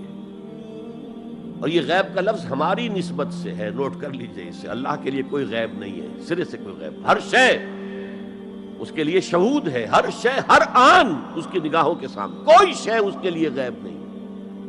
یہ ریلیٹو ٹرم ہے جو ہمارے لیے غیب ہے. واللہ بصیر بما تعملون، اور جو کچھ تم کر رہے ہو اللہ اسے دیکھ رہا ہے. اچھا، اب پھر پہلی دو آیات کی طرف آ جائیے. اسلام ایمان علیحدہ چیزیں ہیں. ایمان کی تعریف یقین قلبی دل میں، اور جہاد فی سبیل اللہ عمل. گویا کہ ان میں سے کوئی ایک چیز بھی نہیں ہے تو پھر مومن نہیں ہو تم. دل میں یقین نہیں تو مومن نہیں، عمل میں جہاد نہیں تو مومن نہیں. اب اسی کو دوسرے مقام سے جو میں نے آیات پڑھی تھی، سورہ صف کی آیت نمبر 10-11، یا ایھا الذین آمنوا هل ادلکم علی تجارۃ تنجیکم من عذاب علیم. اہل ایمان، کیا میں تمہاری رہنمائی کروں اس تجارت کی جانب جو تمہیں جہنم کے عذاب سے بچا دے، نجات دے دے. سوال یہ انداز، یہ قرآن کا بھی انداز ہے، حضور کا بھی انداز تھا. پہلے سوال کیا جائے تاکہ اذہان سوچنے کی طرف آمادہ ہو جائے، تیار ہو جائیں کہ اب آگے کیا بات آ رہی ہے. حضور بھی سوال کیا کرتے تھے، اتدرون من المفلس، تم جانتے ہو مفلس کسے کہتے ہیں؟ اکثر و بیشتر صحابہ کا جواب ہوتا تھا اللہ ورسولہ عالم، اللہ اور اس کا رسول بہتر جانتے ہیں. پھر حضور دوبارہ پوچھتے تھے تو اپنی اپنی سمجھ کے مطابق جواب دیتے تھے. المفلس عندنا ما لا درہم لہ ولا دینارا. حضور ہم مصرف اسی کو سمجھتے ہیں جس کے پاس نہ درہم ہے نہ دینار ہے. فرمایا نہیں، میری امت کا مفلس وہ ہوگا جو قیامت میں حاضر ہوگا تو نمازوں کی بھی بہت بڑی گٹھری لے کر آئے گا، روزے بھی ہوں گے، عمرے بھی ہوں گے، حج بھی ہوں گے، نیکیوں کی بہت بڑی بڑی گانٹھیں ساتھ ہوں گی، لیکن حقوق العباد میں اس نے کوتاہی کی ہوگی. قد اکل مال ھذا، اس شخص کا مال ہڑپ کر لیا ہوگا غلط طریقے سے، بہنوں کا حصہ وراثت میں کھا لیا ہوگا، کسی پر تہمت لگائی ہوگی، کسی کی غیبت کی ہوگی، اور وہ سارے دعوے دار جمع ہو جائے، اللہ اس شخص نے میرے ساتھ یہ کیا، اللہ اس شخص نے میرے ساتھ یہ کیا، تو اس کی نیکیاں سب دے دی جائیں گی. اچھا بھائی، وہاں کوئی اور کرنسی تو ہے نہیں کہ اتنے ہزار جرمانہ یا اتنا لاکھ جرمانہ. اچھا تم اس کی نمازیں لے جاؤ، تم اس کے روزے لے جاؤ، تم اس کے حج اور عمرے لے جاؤ، خالی ہو گیا. اور دعوے دار اب بھی باقی ہیں، تو ان کے گناہ اب ان کے حساب میں پڑنے شروع ہوں گے، اور وہ ان کے گناہوں کے بوجھ تلے دب کر جہنم میں جھونک دیا جائے. یہ مفلس ہے. یہ انداز تھا، یہ قرآن کا بھی انداز ہے اور یہی حضور کا انداز تھا. یا ایھا الذین آمنوا هل ادلکم علی تجارۃ تنجیکم من عذاب علیم. اے ایمان والو، اے ایمان کے دعوے دارو، یا اے وہ لوگوں جو ایمان قانونی حاصل کر چکے ہو، یا اے وہ مسلمانوں جن کی رسائی ابھی تک حقیقی ایمان تک نہیں ہوئی. یا ایھا الذین آمنوا هل ادلکم علی تجارۃ تنجیکم من عذاب علیم. کیا میں بتاؤں تمہیں وہ تجارت، وہ کاروبار جس کا نفع کیا ہوگا کہ جہنم سے چھٹکارا پا جاؤ. اب یہاں 1 منٹ رک کر توقف کر کے نظم کلام کے اعتبار سے ایک نتیجہ سامنے لے آئیے. اگر وہ تجارت نہیں کرو گے تو جہنم سے نجات کی امید یہ تمہاری وشفل تھنکنگ ہے، تمہاری آرزویں ہیں، تلک امانیہم، یہ ان کی خواہشات ہیں جنہوں نے عقیدوں کی شکل اختیار کر لی ہے. یہ اللہ کا کلام ہے، یہ اس میں کوئی شے جو ہے محض شاعرانہ لفاظی کے لیے یا شاعرانہ مبالغے کے لیے تو نہیں ہے نا. گنجینہ معنی کا طلسم اس کو سمجھیو جو لفظ کے غالب میرے اشعار میں آوے. تو قرآن میں جو لفظ آ رہا ہے وہ ہر لفظ اپنی جگہ پر معنی کا خزانہ ہے. هل ادلکم علی تجارۃ تنجیکم من عذاب علیم. اب جواب سنیے، تؤمنون باللہ ورسولہ، ایمان لاؤ اللہ پر اور اس کے رسول پر جیسا کہ ایمان لانے کا حق ہے. بات وہی ہو گئی نا، وہ پہلا تمہارا قانونی ایمان تھا، اصل ایمان کچھ اور ہے. اسی کو سورہ نساء میں فرمایا یا ایھا الذین آمنوا آمنوا باللہ ورسولہ والکتاب الذی نزل علی رسولہ والکتاب الذی انزل من قبل. اے ایمان کے دعوے دارو، ایمان لاؤ جیسا کہ ایمان لانے کا حق ہے، اللہ پر بھی اور اس کے رسول پر بھی، اور اس کتاب پر بھی جو اپنے رسول پر اس نے نازل فرمائی، اور اس کتاب پر بھی جو پہلے نازل کی تھی. تؤمنون باللہ ورسولہ وتجاہدون فی سبیل اللہ باموالکم وانفسکم، بالکل وہی آیت نمبر 15 بن گئی کہ نہیں سورہ حجرات کی؟ ایمان لاؤ اللہ پر، اس کے رسول پر، یا ایمان رکھو اللہ پر اس کے رسول پر جیسے کہ ایمان کا حق ہے، اور جہاد کرو اللہ کی راہ میں اپنی جانوں اور مالوں کے ساتھ۔ تؤمنون باللہ ورسولہ وتجاہدون فی سبیل اللہ باموالکم وانفسکم ذالکم خیر لکم ان کنتم تعلمون، یہی تمہارے حق میں بہتر ہے اگر تم سمجھو۔ اگرچہ بظاہر تو گھاٹے کا سودا ہے دنیاوی اعتبار سے، اللہ کی راہ میں جہاد کرنا جان کا اندیشہ، قتال کے لیے نکلنا جان کا، جو اگر بچ کے آ گئے تو ایک نئی زندگی سمجھیے، ورنہ انسان میدان جنگ میں جاتا ہے تو جان ہتھیلی پر رکھ کر جاتا ہے۔ مال مانگا جا رہا ہے اللہ کی راہ میں، مال دے کر دنیا میں تو بہرحال دولت کی کمی کا احساس ہوتا ہے نا، اگرچہ تمہیں گھاٹے کا سودا نظر آتا ہے، حقیقت میں یہی نفع کا سودا ہے اگر تمہارے پاس علم حقیقی ہے۔ اب ان دو مقامات سے جو نتیجہ میں نے نکالا، there can be no ایمان without jihad فی سبیل اللہ،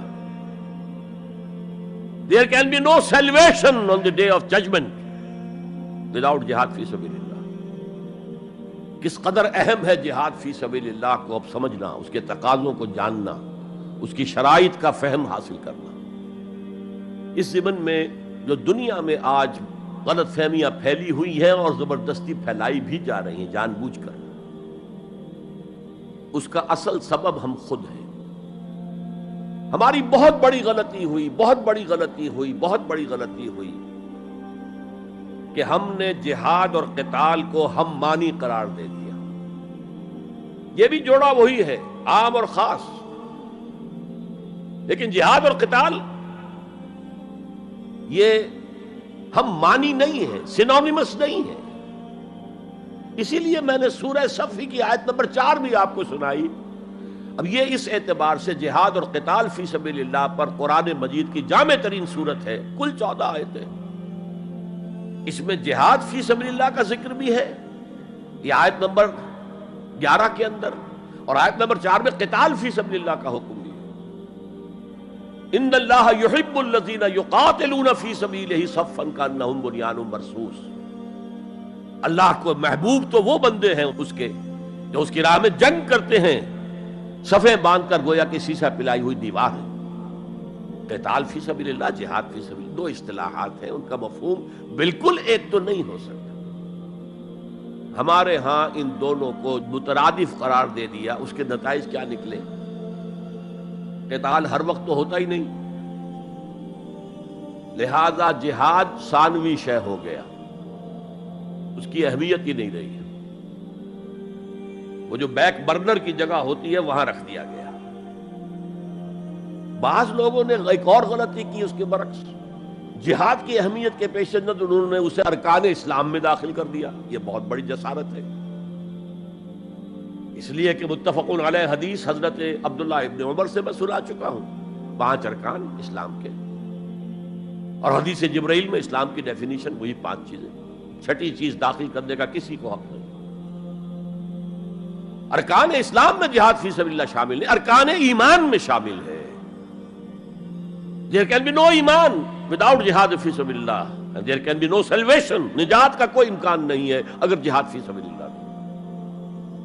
ہم نے مترادف بنا کر ایک طرف تو سیکنڈری حیثیت دے دی اس کو، اور اس سے ستم بالائے ستم، مسلمان جنگ کرے وہ جہاد فی سبیل اللہ ہے۔ مسلمان بادشاہ ہے، زانی ہے، شرابی ہے، بدماش ہے، عیاش ہے، اور وہ صرف کسی اپنے پڑوسی غیر مسلم ملک پر حملہ کر رہا ہے تاکہ اس کی ریونیوز بڑھ جائیں، اس کی آمدنی بڑھ جائے، اس کی عیاشیوں کا میں اضافہ ہو جائے، وہ اور زیادہ بڑے محل بنائے، تو اس کی جنگ جہاد فی سبیل اللہ ہوگی۔ ہم نے بدنام کیا جہاد فی سبیل اللہ۔ اب غیر مسلم تو یہ سب کچھ دیکھتے ہیں، جہاد کسے کہتے ہیں، اسی کے اعتبار سے پھر مفہوم ان کے سامنے آتا۔ یہ مغالطہ ہم نے ڈالا، اس کے نتائج آج ہم بھگت رہے ہیں۔ اب سمجھیے مثبت طور پر جہاد فی سبیل اللہ ہے کیا، اس کے مراحل کیا ہیں۔ ایک 9 سٹوریڈ بلڈنگ کا آپ تصور کریں گے جس کی نویں منزل پر جا کر قتال آئے گا، اس سے پہلے نہیں. لیکن اس سے بھی پہلے لفظی معنی کیا ہے جہاد کے؟ جہاد کا لفظ بنا جوہد سے. جوہد کے معنی کوشش، جد و جہد اردو میں عام بولتے ہیں، اور آج کے عنوان میں بھی جد و جہد ہی کا لفظ استعمال ہوا ہے. لیکن جیسا کہ میں نے کہا تھا، مختلف ابواب میں آنے سے معنی بدلتے ہیں. جہاد یا مجاہدہ، جوہد یک طرفہ ہے، کوشش، کسی کام کے لیے آپ کوشش کر رہے ہیں. To exert yourself for something, for some objective. لیکن جہاد یا مجاہدہ بنے گا جبکہ دو افراد ایک دوسرے کے مقابلے میں آ کر کوشش کر رہے ہیں، رسا کشی ہو رہی ہے.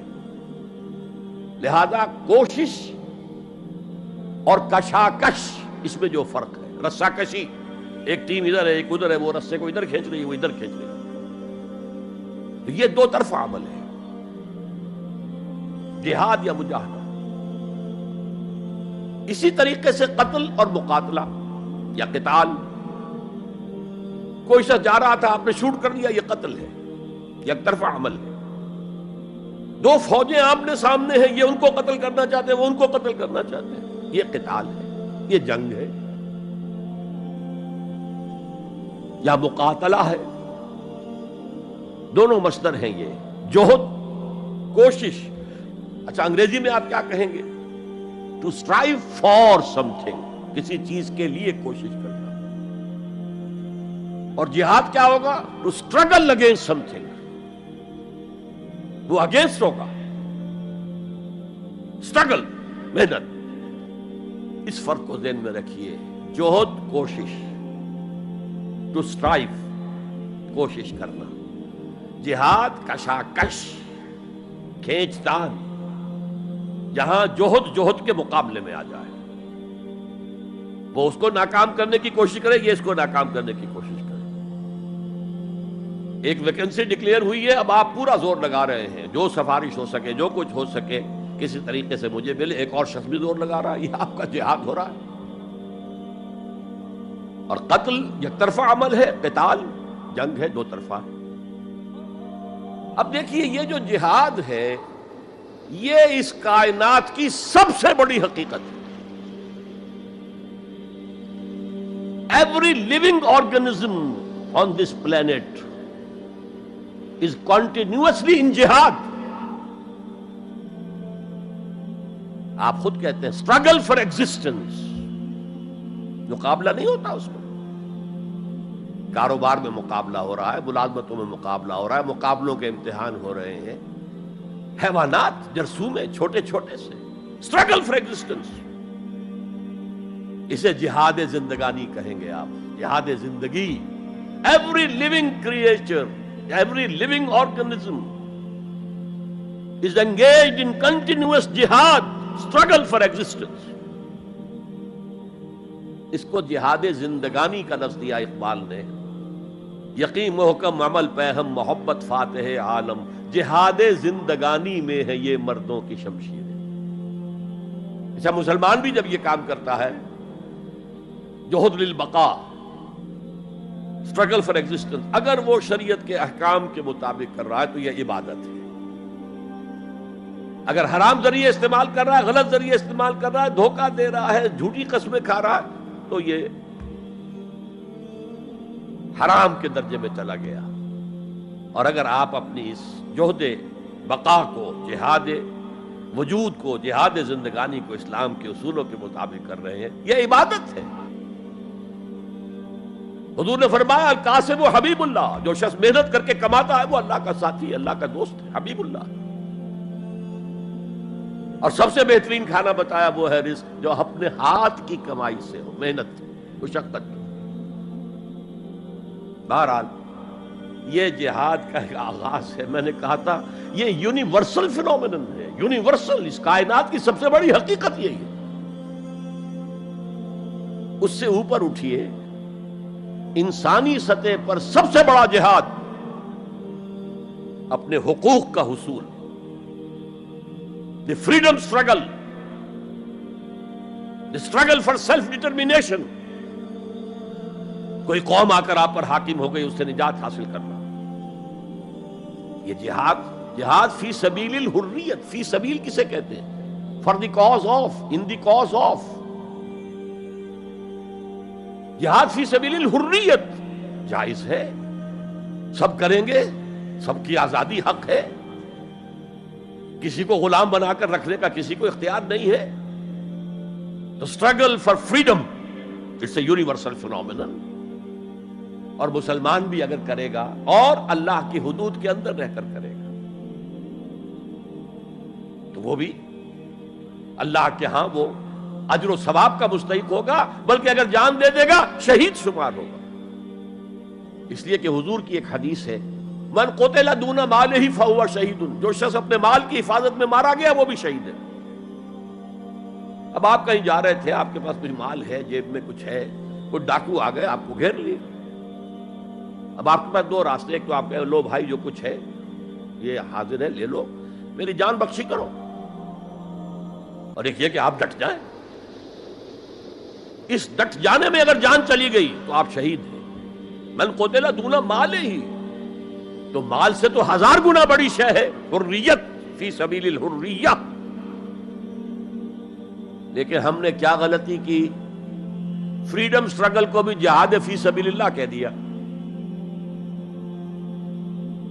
بہت بڑی غلطی، جس کا سب سے بڑا مظہر میں آپ کو بتاتا ہوں. یہ mid 50s کی بات ہے.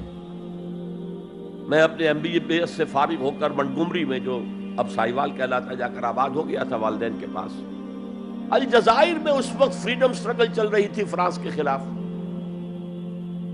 تو اس کے لیے کچھ فنڈز حاصل کرنے کے لیے ایک وفد آیا پاکستان کے دورے پر. ایک تو کرنل صاحب تھے، کرنل عودہ، وہ تو داڑھی مونچھ صاف تھے جیسے ہوتے ہیں عام طور پر فوجی. لیکن ایک بہت بڑے عالم دین علامہ بشیر الابراہیمی الجزائری، بہت مشہور، بہت بڑے عالم، وہ بھی ساتھ تھے. انہوں نے جو تقریر کی عربی میں، جہاد فی سبیل اللہ، جہاد فی سبیل اللہ، واقعہ یہ کہ وجد میں آ گیا پورا مجمع.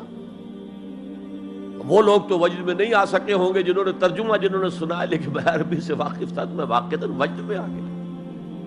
قرآن کا بیان، حدیث کے بیان، جہاد فی سبیل اللہ کی اہمیت، جہاد فی سبیل اللہ کا مقام و مرتبہ.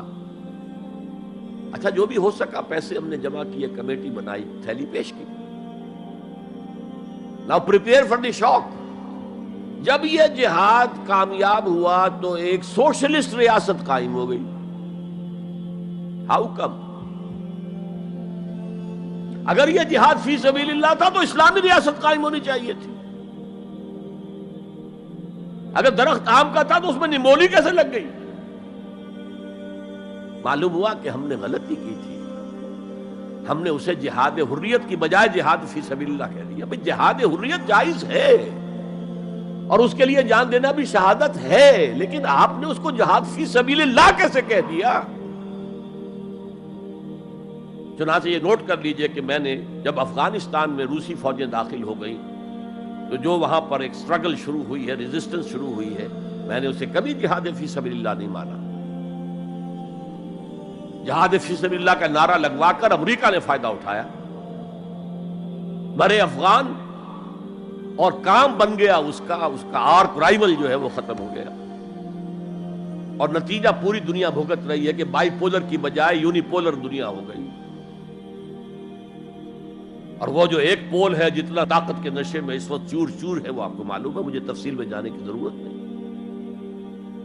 میں نے کہا تھا جہاد حریت ہے، جائز ہے، to defend your country against an invader, لیکن اسے جہاد فی سبیل اللہ نہ کہیں. اچھا اس سے آگے آئیے، اب ہیومن لیول پر اس سے اوپر کا ایک کی سطح ہے، نظریے اور نظام کے لیے جہاد. ایک نظریہ تھا مارکسزم، اس کی بنا پر نظام جو بنا وہ communism. Who really believed in Marxism and communism, he struggled to establish a communist state. یہ جہاد ہے فی سبیل الاشتراکیہ، اشتراکیت کی راہ میں جہاد کر رہے ہیں. جانیں دے رہے ہیں، مر رہے ہیں، زار کی فوجیں جو ہیں وہ شوٹ کر رہی ہیں کھڑے ہو کر کے قطاروں کے اندر، جانیں دے رہے ہیں۔ اس کے بغیر تو ظاہر بات ہے شہنشاہیت، زار کی شہنشاہیت کہیں جگہ چھوڑ سکتی تھی، کہیں اپنی جڑ چھوڑ سکتی تھی؟ تو یہ جو جہاد ہے یہ ہے ایک نظریے کی بنیاد پر، اس نظریے پر ایک نظام قائم ہوتا ہے، جس نظریے میں وہ بلیو کرتے ہیں کہ یہی حق ہے، یہی انسان کے لیے بہتر ہے، اسی میں عدل ہے، اسی میں انصاف ہے، اس کو قائم کرنے کی جد و جہد کرنا ان پر فرض ہے۔ نہیں کرتے تو آپ کہیں گے ایسے جھوٹ موٹ کو بنا پھرتا ہے کمیونسٹ، اس کی تو ساری دوستیاں، اس کے سارے تعلقات جو ہیں وہ تو کیپٹلسٹ کے ساتھ ہیں، تو ان کے تنخواہیں لیتا۔ آپ کہتے ہیں کہ نہیں کہتے؟ یہ ہے جہاد، اگر وہ نظریہ ایمان ہے اور نظام اسلام ہے، اس کے لیے جو جہاد ہوگا وہ جہاد فی سبیل اللہ ہے۔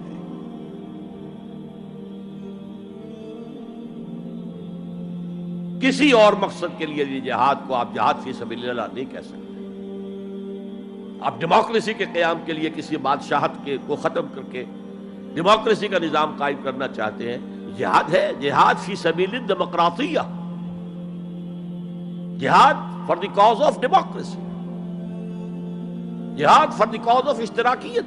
اسی معنی میں قرآن مشرکین مکہ کو بھی مجاہد قرار دیتا تھا، وہ تھے مجاہدین فی سبیل الشرک، جانے نہیں دے رہے تھے، کیا قربانیاں نہیں دے رہے تھے؟ وہ اپنے عقیدے کے لیے، اپنے نظریے کے لیے، اپنے نظام کے لیے جانے دے رہے تھے۔ تو یہ ہے جہاد نظریے اور نظام کے لیے۔ پھر میں تیسری مرتبہ دوہرا رہا ہوں، اگر وہ نظریہ ایمان ہے اور نظام اسلام کا ہے، قائم کرنا پیش نظر ہے، تو وہ ہے جہاد فی سبیل اللہ۔ اب اس کے 3 لیولز ہیں، اور ہر لیول پر 3 سب لیولز ہیں۔ سب سے پہلا جہاد فی سبیل اللہ کا مرحلہ ہے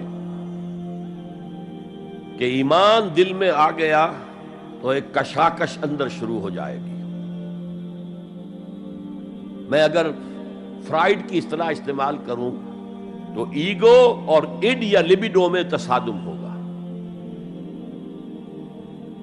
آپ کے نفس کی خواہش کچھ اور ہے، ایمان کہتا ہے غلط، کشاکش ہوگی کہ نہیں؟ یہ اندرونی جہاد ہے اپنے نفس کے خلاف۔ جیسے فرعون نے کہا تھا الیس لی ملک مصر وہذہ الانہار تجری من تحتی، کیا میں بادشاہ نہیں ہوں مصر کا؟ مصر کی حکومت میری نہیں ہے؟ اور کیا یہ ساری نہریں جو ہیں میرے نظام کے تحت نہیں چل رہی؟ اسی طرح برا نہ مانیے، ہمارا نفس کہتا ہے یہ جسم میرا ہے، میری ملکیت ہے، اٹس مائی ڈومین، میری خواہش پوری کرنی ہوگی۔ جیسے اس نے کہا میں نہیں جانتا کوئی خدا ہے میرے سوا اور میرے اوپر، میں نہیں مانتا۔ نفس بھی کہتا میں نہیں ماننے کو تیار، کیا حلال ہے کیا حرام ہے، کیا جائز ہے کیا ناجائز، میری خواہش پوری کرو۔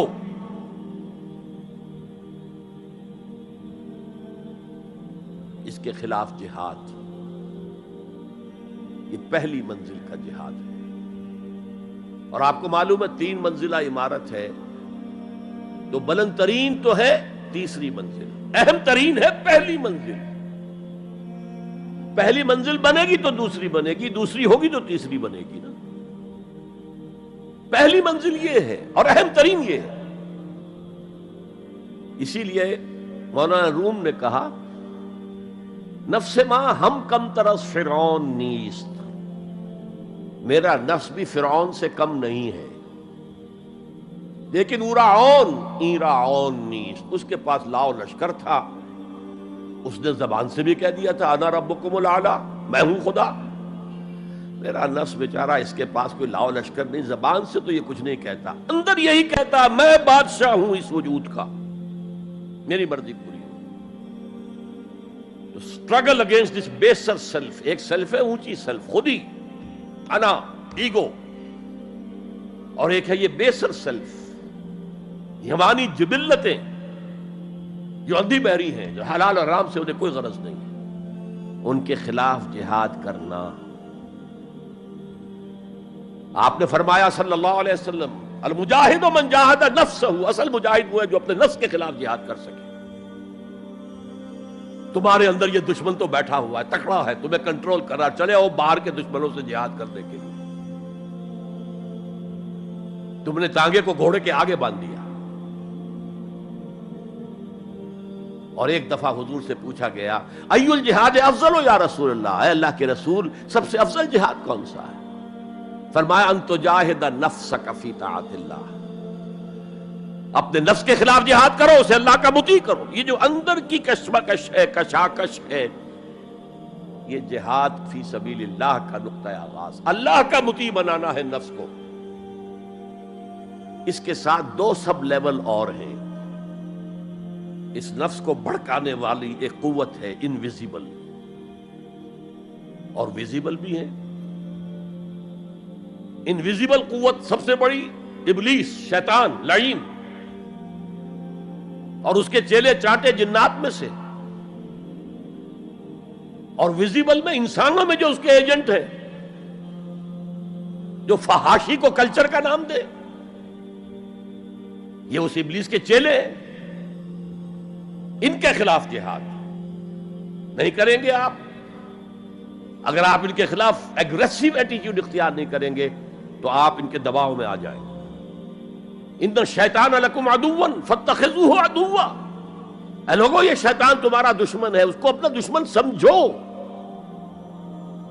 وہ تمہیں سبز باغ دکھاتا ہے، بدی کو مزین کر کے دکھاتا ہے، اچھے اچھے نام اس کے رکھ دیتا ہے، اور تمہیں آمادہ کرتا ہے بدی کے ارتکاب پر۔ نہیں، وہ تمہارا دشمن ہے۔ افتتخذونہ وذریتہ اولیاء من دونی، تم مجھے چھوڑ کر اسے اور اس کے چیلے چانٹوں کو تم اپنا دوست بناتے ہو۔ نہیں، شیطان کے خلاف جنگ کرو۔ اور تیسرا اس پر سب لیول کیا ہے؟ معاشرہ اگر بگڑا ہوا ہے، اس کا عمومی رجحان برائی کی طرف ہے، تو سوشل پریشرز آپ کو ادھر دھکیلتے ہیں۔ جیسے کہ اگر کوئی موب جا رہا ہے تو اس کے ساتھ چلنا تو بہت آسان ہے، وہ خود ہی آپ کو دھکیلتا ہوا لے جائے گا۔ اس کے خلاف چلنا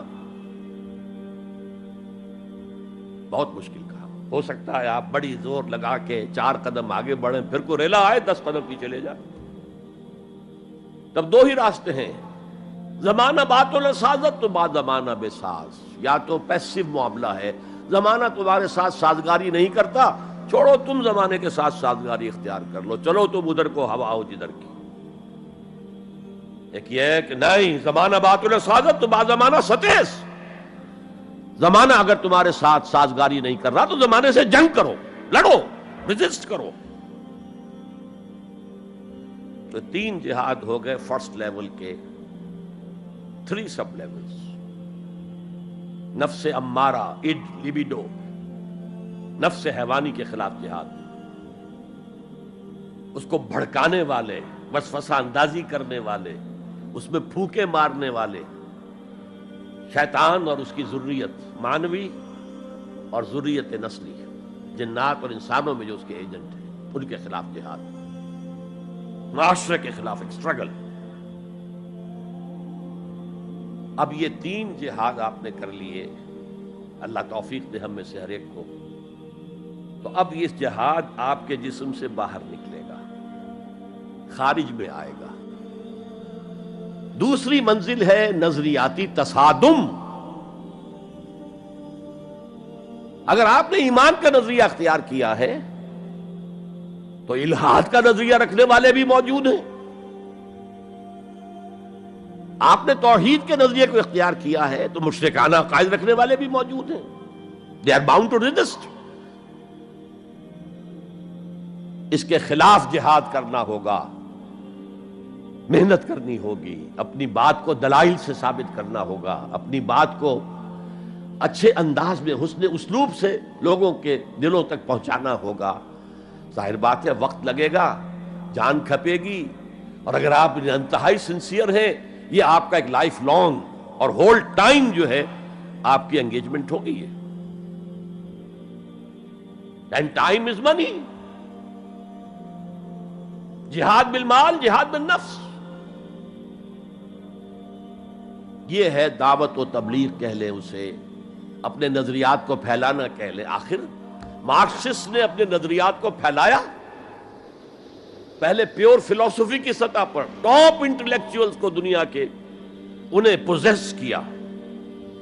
اس کے بعد ادب کے ذریعے سے، ڈراموں کے ذریعے سے، شاعری کے ذریعے سے، افسانوں کے ذریعے سے وہ فکر جو تھا، طبقاتی شعور، کلاس کانشسنس کا شعور پیدا کیا. اور ہوتے ہوتے یہاں تک کہ ریڑی والے کے زبان پر بھی لفظ آ گیا استحصال. اتنا ثقیل عربی لفظ، استحصال کر رہے ہیں. یہ سارا کام یوں ہی تو نہیں ہو گیا. کتنے ادیبوں نے، کتنے ڈرامہ نویسوں نے، کتنے شاعروں نے اس فلسفے کو پھیلایا ہوا. اچھا، اس کے بھی 3 سب لیولز ہیں. ہر انسانی معاشرہ 3 سطح کے لوگوں پر مشتمل ہے. ایک انٹلیکچوئل مائنورٹی ہوتی ہے، انٹیلیجنسیا ہوتا ہے، یا جسے ایک اور اصطلاح میں کہتے ہیں brain trust of the society. They control direction and destination of the society. ہوتے ہیں مائنورٹی، مائنیوٹ مائنورٹی، لیکن ان کا اور پوری قوم کا جو باہمی رشتہ ہے وہ کیا ہے؟ جیسے یہ دماغ اور پورا جسم. میری ٹانگیں مجھے لے کر چل سکتی ہیں، دوڑ سکتی ہیں، اگرچہ اب میں دوڑ نہیں سکتا گھٹنوں کے آپریشن کے بعد، لیکن بہرحال دوڑا بھی کرتا تھا. لیکن کدھر جانا ہے اس کا فیصلہ یہاں ہوتا ہے. یہ صلاحیت ٹانگوں میں نہیں ہے. ہاں، یہاں سے فیصلہ ہو دوڑو، دوڑیں گے. ہاتھ پکڑ سکتا ہے کسی چیز کو، کس کو پکڑے کس کو نہ پکڑے. ہو سکتا ہے کہ آپ نے ہاتھ بڑھا بھی دیا ہو، کسی کو لکڑی سوکھی سمجھ کر آپ جو ہے جنگل کے اندر سے ایندھن جمع کر رہے ہیں، اچانک آنکھ نے دیکھا وہ تو حرکت کر رہی ہے، فوراً اطلاع گئی، ارے یہ تو سانپ معلوم ہوتا ہے، یہاں سے حکم آیا ہاتھ کھینچ لو، فوراً کھینچ لیا. تو کنٹرول تو یہ کر رہا ہے نا. ماسز کسی معاشرے کی نہ ڈائریکشن معین کر سکتے ہیں، نہ اس کی ڈیسٹینیشن کا فیصلہ کر سکتے ہیں. یہ اس کا انٹیلیجنسیا ہے، یہ اس کا برین ٹرسٹ ہے، یہ اس کا انٹلیکچوئل ایلیٹ ہے. لہذا اس نظریاتی تصادم میں بھی پرائرٹی نمبر 1 وہ طبقہ ہے. اگر وہ آپ کے نظریات کے قائل نہیں ہوں گے، حامل نہیں ہوں گے، there can be no collective change in this society. افراد کچھ مل جائیں گے آپ کو، افراد کے اندر ہوتے ہیں جو قبول کر لیتے ہیں بس، لیکن معاشرہ ان کے کنٹرول میں. اور اس سطح کے لوگوں کو دعوت دینا، تبلیغ کرنا آسان کام نہیں. آپ کو دلیل سے بات کرنی ہوگی، آپ کو ان کے نظریات کا تجزیہ کرنا ہوگا، اس میں کتنا حصہ غلط ہے، کتنا صحیح ہے. ان کے دماغوں میں مارکسزم گھسا ہوا ہے، ان کے دماغوں میں فرائیڈزم گھسا ہوا ہے، ان کے دماغوں میں ڈارونزم گھسا ہوا ہے، ان کے دماغوں میں لاجیکل پازیٹیوزم گھسا ہوا ہے. ہاں، کچھ لوگ رہے ہیں آئیڈیلسٹ بھی. ایک ہندوستان میں مسلمان پیدا ہوا آئیڈیلسٹ فلسفی علامہ اقبال، اور دوسرے ہندو رادھا کرشنن، بہت بڑے آئیڈیلسٹ، اس میں کوئی شک نہیں. اور ان کو اللہ نے لمبی عمر بھی دی، تو انہوں نے جو تصانیف فلسفے پر لکھی ہیں علامہ اقبال نہیں لکھ پائے. تو یہ جو طبقہ ہے یہ عام واعظ و نصیحت سے اثر قبول نہیں کرتا. Because there is a barrier in their minds, in their brains. You have to pierce through that barrier, and only then you can approach their hearts. ان کے دلوں تک رسائی نہیں ہو سکتی براہ راست جب تک کہ یہ خول جو ہے، یہ نظریاتی خول، اس کو پیئرس نہ کیا جائے. اور اس کو پیئرس کرنا آسان نہیں ہے. کچھ ذہین نوجوان، فطین نوجوان، اعلیٰ صلاحیتوں والے نوجوان اپنی پوری زندگی اسی کام کے لیے وقف کریں کہ ایک طرف ان جدید علوم و نظریات کو گہرائی میں اتر کر پڑھنا ہے اور سمجھنا ہے. جب تک آپ ان نظریات کو جانیں گے نہیں، نفی کیسے کریں گے؟ آپ کیسے آج تجزیہ کریں گے کہ اس میں یہ حصہ صحیح ہے یہ حصہ غلط ہے؟ اور دوسری طرف قرآن کی گہرائی میں غوطہ زنی کرنی ہے تاکہ ہدایت جو اللہ کی آئی ہوئی ہے اس کو آپ اچھی طرح سمجھیں، اور پھر اس نور کی روشنی میں پھر آپ لوگوں کو ان چیزوں کے خلاف متنبع کریں کہ اس میں یہ غلطی ہے، اس میں یہ غلطی ہے، اکنامکس کی یہ تھیوری غلط ہے، باطل ثابت ہو چکی ہے، ڈارونزم جو ہے وہ بایولوجی کے میدان میں شکست دیا جا چکا ہے۔ لیکن یہ کہ یہ تو کام کرنا جو ہے it's a lifelong affair. اب ظاہر بات ہے آپ کے علم میں شاید ہو کہ جب مارکس کتاب لکھ رہا تھا داس کیپیٹال تو اسے فاقے آ رہے تھے، اسے کچھ سپورٹ کرتا تھا اینجلز، لیکن یہ کہ کچھ عرصہ ایسے بھی ہوا ہے کہ وہ بھی سپورٹ نہیں کر سکتا، لیکن پھر اس کی کتاب نے دنیا کو پوزیس کیا ہے، اس کے فلسفے نے لوگوں کو اپنی گرفت میں لیا ہے، تبھی تو پھر انقلاب برپا ہوا۔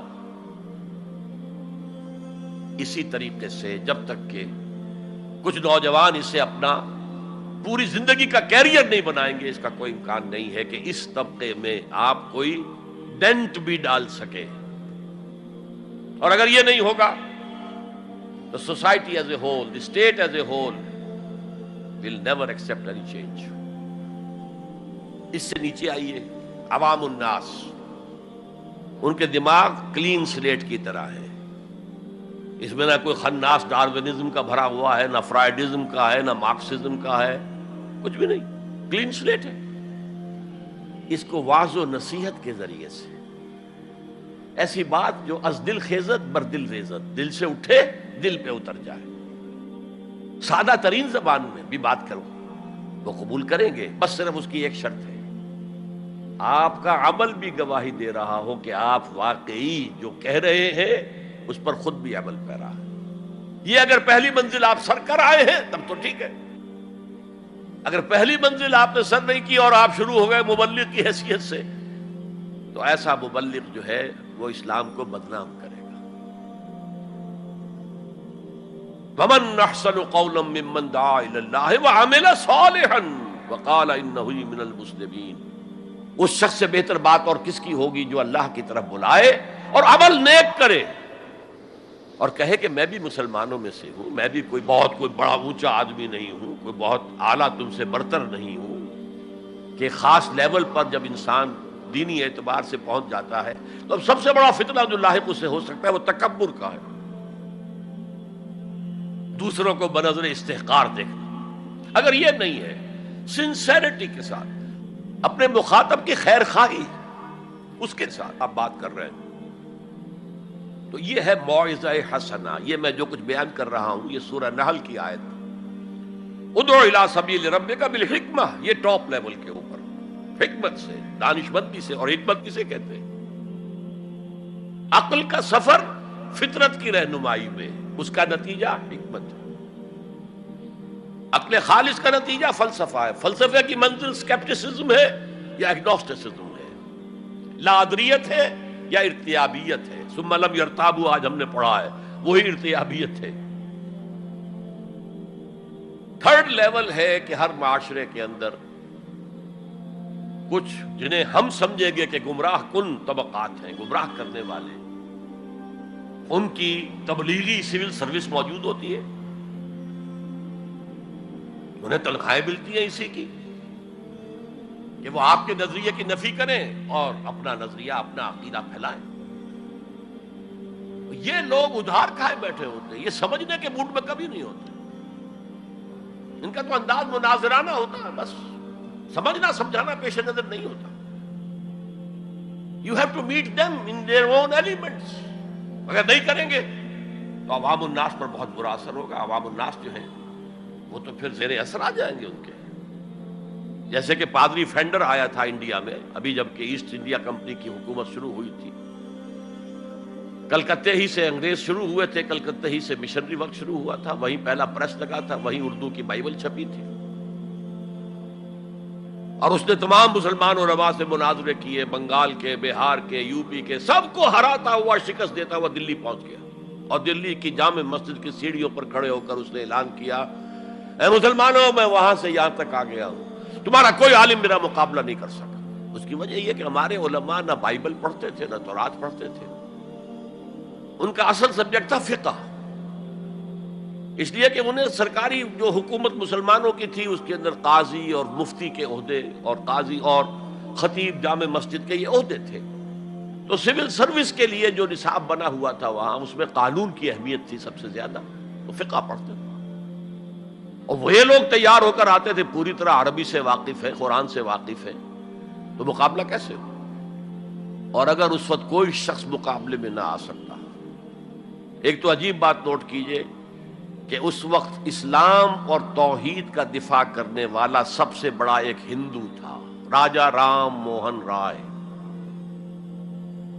آئینہ تثلیث اس نے کتاب لکھی ہے جس میں کہ ٹرینٹی جو عیسائیت کی بنیاد ہے اس کی نفی کی اور توحید کا اس بات کیا۔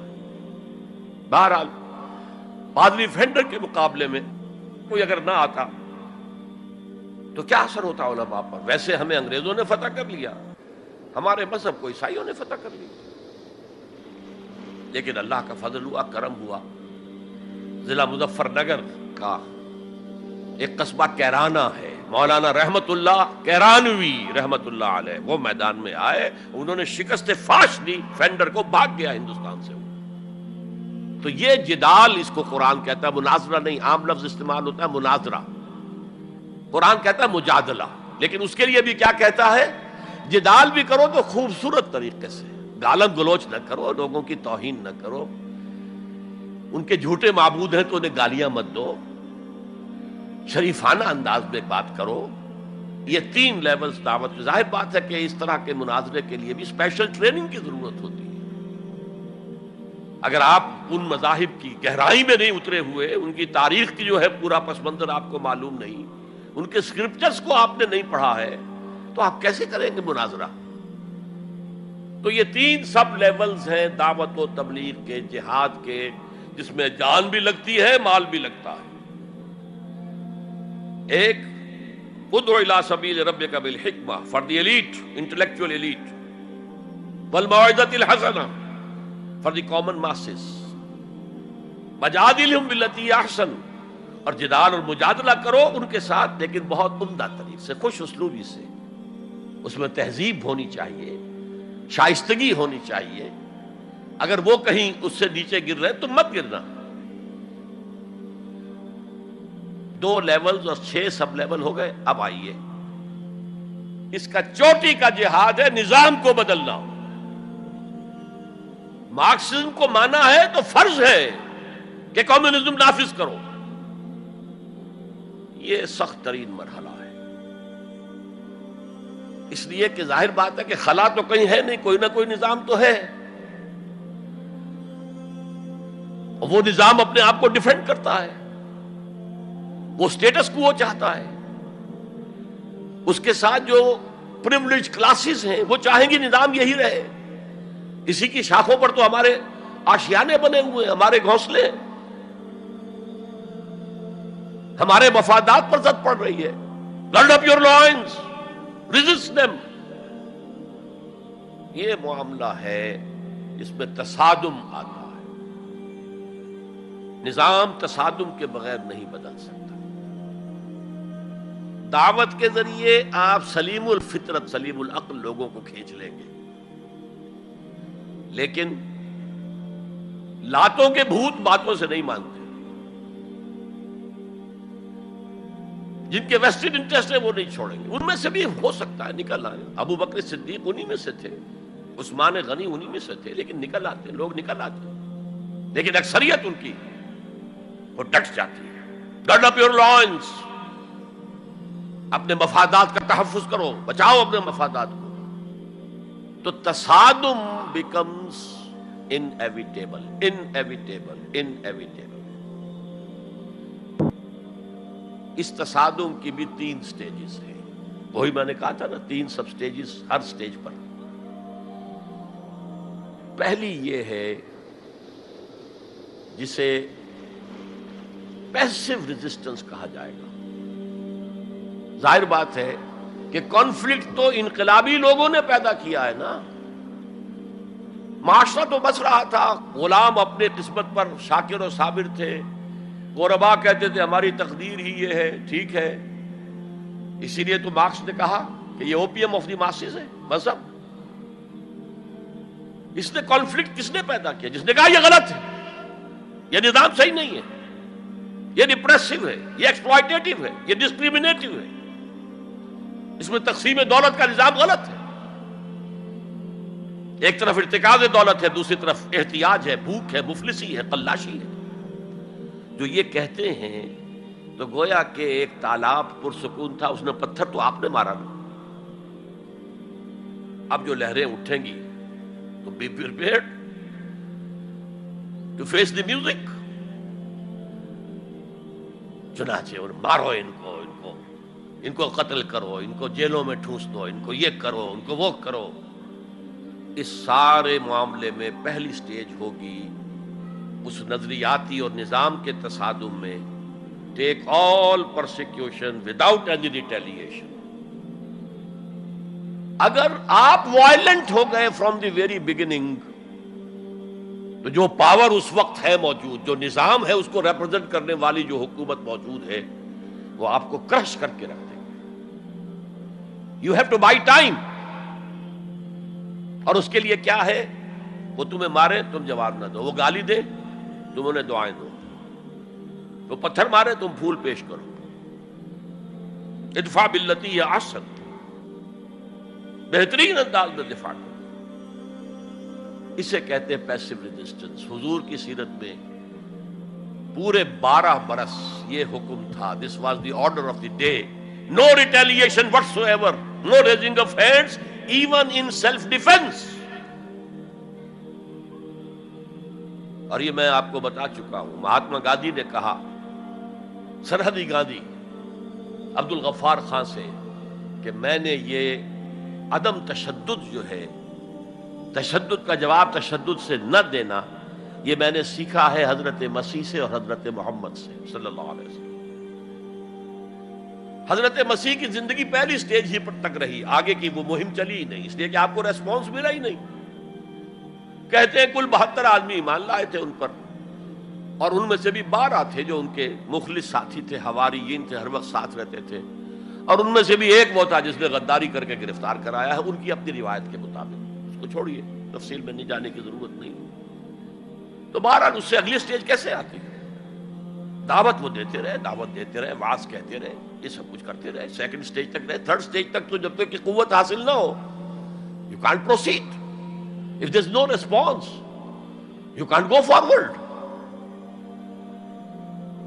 لیکن یہ کہ حضور کی زندگی میں اگلی سٹیج آ گئی، ساتھی آئے، انہیں مارے کھانی پڑی، دہکتے ہوئے انگاروں پہ لٹایا گیا، جانوروں کی لاشوں کی طرح ان کی گردن کے اندر رسیاں باندھ کر انہیں گھسیٹا گیا گلیوں کے اندر، سب کچھ ہوا ہے، برداشت کیا، انہیں قتل بھی کیا گیا۔ حضرت سمیہ، حضرت یاسر پہلے مقتولین ہیں، میاں بیوی رضی اللہ تعالی عنہما، سب کچھ ہوا ہے، برداشت کرو، اسبرو، صبر کرو۔ اس کا ایک بہت بڑا نتیجہ نکلتا ہے، اس معاشرے میں جو سائلنٹ میجورٹی ہوتی ہے، وہ سائلنٹ میجورٹی سائلنٹ تو ہوتی ہے، ڈمب تو ہے، ڈیف نہیں ہے، بلائنڈ نہیں ہے۔ وہ بلال کی چیخیں تو سن رہی ہے نا، وہ دیکھ رہی ہے کس طرح دہکتے ہوئے انگاروں پر خباب بن الارت کو لٹایا گیا۔ یہ جو سائلنٹ میجورٹی ہوتی ہے، اب یہ سوچتی ہے یہ ان کے اوپر کیوں یہ تشدد آ رہا ہے؟ کیا بلال نے آقا کی کوئی چوری کر لی تھی؟ کہیں خدا نہ خواستہ خاکم و دہن آقا کی بیٹی کی عزت پر ہاتھ ڈال دیا؟ کیا کیا تھا جو یہ آقا جو ہے امیہ ابن خلف یہ کچھ کر رہا ہے اس کے ساتھ؟ اس کے بعد جب انہیں معلوم ہوتا ہے کوئی جرم نہیں ہے، صرف یہ کہتا ہے اللہ ایک ہے، میں اور اس کے ساتھ کسی کو شریک کرنے کو تیار نہیں، اور محمد اللہ کے رسول ہے، بس جرم ہے تو یہ ہے۔ اب اس کا کیا اثر پڑتا ہوگا اس سائلنٹ میجورٹی کو، اس کا آپ اندازہ کر لیجیے۔ ان کی ہمدردیاں اندر ہی اندر ان کے ساتھ ہو رہی ہیں، اگرچہ وہ گئے ہیں اپنے لیڈروں کے دباؤ کی وجہ سے غزوہ بدر میں، مفتوح تو پہلے سے ہو چکے تھے، جو دلوں کو فتح کر لے وہی فاتح زمانہ۔ بہرحال first stage is passive resistance, صبر محض. سیکنڈ، جب ذرا محسوس ہو ہمارے پاس طاقت ہے، we can risk a direct confrontation with the system، تو اس نظام کو کہیں سے چھیڑا جائے دکھتی رگ کو. دیکھیے گاندھی جی کی موومنٹ میں عرض کر چکا ہوں، پہلے کیا تھا؟ Non violent, naan cooperation. کوئی جرم تو نہیں ہے، ہم نہیں پہنتے تمہارے کپڑے، کیا کوئی قانون ہے یہ؟ لیکن سیکنڈ سٹیج کیا آئی؟ یہ چھیڑنا تھا اس کو. نان وائلنٹ سول ڈسوبیڈینس، ہم پرماتما کے سمندر سے پرماتما کا بنایا ہوا نمک لینے جا رہے ہیں، ہم نے تو کسی کو کچھ نہیں کہا، but it amounted to challenging the taxation policy of British India. اب لاٹھیاں پڑی ہیں، جیلوں میں ٹھوسے گئے ہیں، سب کچھ برداشت کیا ہے، کھڑے رہے ہیں، مضبوط رہے. تو یہ سٹیج آتی ہے جب یہ سمجھا جائے کہ ہاں اب طاقت ہے ہمارے پاس، we can risk a direct confrontation with the system. اس میں حضور نے کیا کیا تھا؟ مدینے میں جا کر آپ نے 6 مہینے لگائے تھے، 3 کام جن سے کہ اپنی پوزیشن کنسالیڈیٹ کی. مدینے میں کنسٹرکشن آف دی ماسک، وہ مرکز بن گیا، وہی حکومت، وہی دار الشورا، وہی تزکیے کی جگہ، وہی نماز کی جگہ، سب کچھ وہی تھا. دوسرے، ایک انصاری ایک مہاجر، بھائی بھائی، تاکہ یہ 2 فیکشنز علیحدہ علیحدہ نہ رہیں، انٹیگریٹ ہو جائیں. اور ایک جو 3 قبیلے یہود کے موجود تھے، ان کو جکڑ لیا ایک میثاق میں، معاہدے میں، میثاق Medina, joint defence of Medina, pact for the joint defence of Medina. اگر مدینے میں باہر سے حملہ ہوا تو ہم سب مل کر ایک امت کی حیثیت سے دفاع کریں. اس کے بعد آپ نے چھوٹے چھوٹے چھاپا مار دستے بھیجنے شروع کر دیے. ان کی جو لائف لائن تھی، میں نے بتایا تھا کہ ان کے کیریوانز کو کوئی ٹوکتا نہیں تھا، روکتا نہیں تھا، لوٹتا نہیں تھا. اب تھریٹن کیا محمد نے صلی اللہ علیہ وسلم. یہ گویا کہ اکنامک بلاکیڈ آف مکہ تھا. اور جب بھی یہاں کہیں گئے آپ، وہاں کے لوکل قبیلے سے آپ نے صلح کر لی، معاہدہ کر لیا. یا تو وہ پہلے قریش کے حلیف تھے، اب حضور کے حلیف ہو گئے، یا انہوں نے کہا کہ صاحب ہم نہ آپ کے ساتھ نہ ان کے ساتھ، نیوٹرل رہیں گے، نہ آپ کے خلاف ان کی مدد کریں گے، نہ ان کے خلاف آپ کی مدد کریں گے. ان دونوں کا نتیجہ یہ ہوا کہ zone of political influence of Quraysh started diminishing. یہ 2 ریزنز تھیں کہ پھر پوری طاقت کے ساتھ قریش نے ریٹیلیٹ کیا ہے. اور پھر لاسٹ معاملہ شروع ہوا ہے، تیسری منزل. اس تیسری منزل کی تیسرا سب لیول، اس کا نام ہے قتال فی سبیل اللہ. اب جنگ شروع، اے 6 years long وار. یہ جو بدر ہے، احد ہے، احزاب ہے، بنی المصطلق ہے، بے شمار غزوات، چھوٹے چھوٹے، بڑے بڑوں کے نام ہمیں یاد ہیں صرف. It was a continuous war with battles. Badr battle ہے، جنگ نہیں ہے، جنگ تو مسلسل ہے. بہرحال اس کا نتیجہ یہ قتال فی سبیل اللہ کی منزل آئی ہے. چونکہ یہ ساری 8 منزلیں طے کر کے یہاں پہنچے تھے، لہذا کامیابی ہوئی. اگر ایسے ہی اچھل کر نویں منزل پر پہنچ جاتے تو نیچے گر کر ختم ہوتے. یہ ہے قتال فی سبیل اللہ، اللہ کی راہ میں قتال. بہرحال آج کے انقلاب اسلامی کے لیے پہلے 5 سٹیپ جو کہ تو رہیں گے. دعوت دی جائے گی، لوگوں کی اصلاح کی جائے گی، انہیں منظم کیا جائے گا، پھر پیسو ریزسٹنس کے دور سے گزرنا ہوگا، پھر ایکٹیو ریزسٹنس. لیکن آخری جو ہے 2 طرفہ جنگ کی بجائے ایک طرفہ جنگ. آپ یہ نہ سمجھیے گا میں ہندوستان میں تقریر کر رہا ہوں تو میں گاندھی جی کی تعریف کر رہا ہوں. یہ میری تقریریں کیسٹ پہلے سے موجود ہے، میں نے ہمیشہ نام لیا ہے کہ آج کے دور میں اس انقلابی عمل کی آخری سٹیج کیا ہوگی. اس کے ضمن میں مہاتما گاندھی کا پروسیس درست ہے. نان وائلنٹ، نان کوآپریشن، ترک موالات، نان وائلنٹ، سول ڈس اوبیڈینس. لیکن یہ سٹیجز کب آئیں؟ جب گاندھی لیڈر بن چکے تھے. ان کا یہ کہہ دینا کافی تھا کہ بدیشی کپڑا ہم نہیں پہنیں گے اور ہم اپنا چرخہ چلائیں گے. پورے ہندوستان میں چرخے چلنے شروع ہو گئے. لیڈر تو پہلے کوئی ہونا. تو یہ اجتہاد جو ہے اس کو آج ہمیں قبول کرنا ہوگا. ہمارے لوگ کچھ دوسرے راستوں پر چلے ہیں جس کی وجہ سے دنیا کو موقع ملا ہے کہ وہ جہاد کے لفظ کو خوب اچھالیں اور بدنام کریں. حالانکہ جہاد کا یہ پروسیس سامنے ہو تو کسی سلیم الفطرت انسان، کسی سلیم العقل انسان کو اس پر اعتراض کا کوئی بھی حق حاصل نہیں ہوگا. بارک اللہ لی ولکم فی القرآن العظیم ونفعنی وإیاکم بالآیات والذکر الحکیم.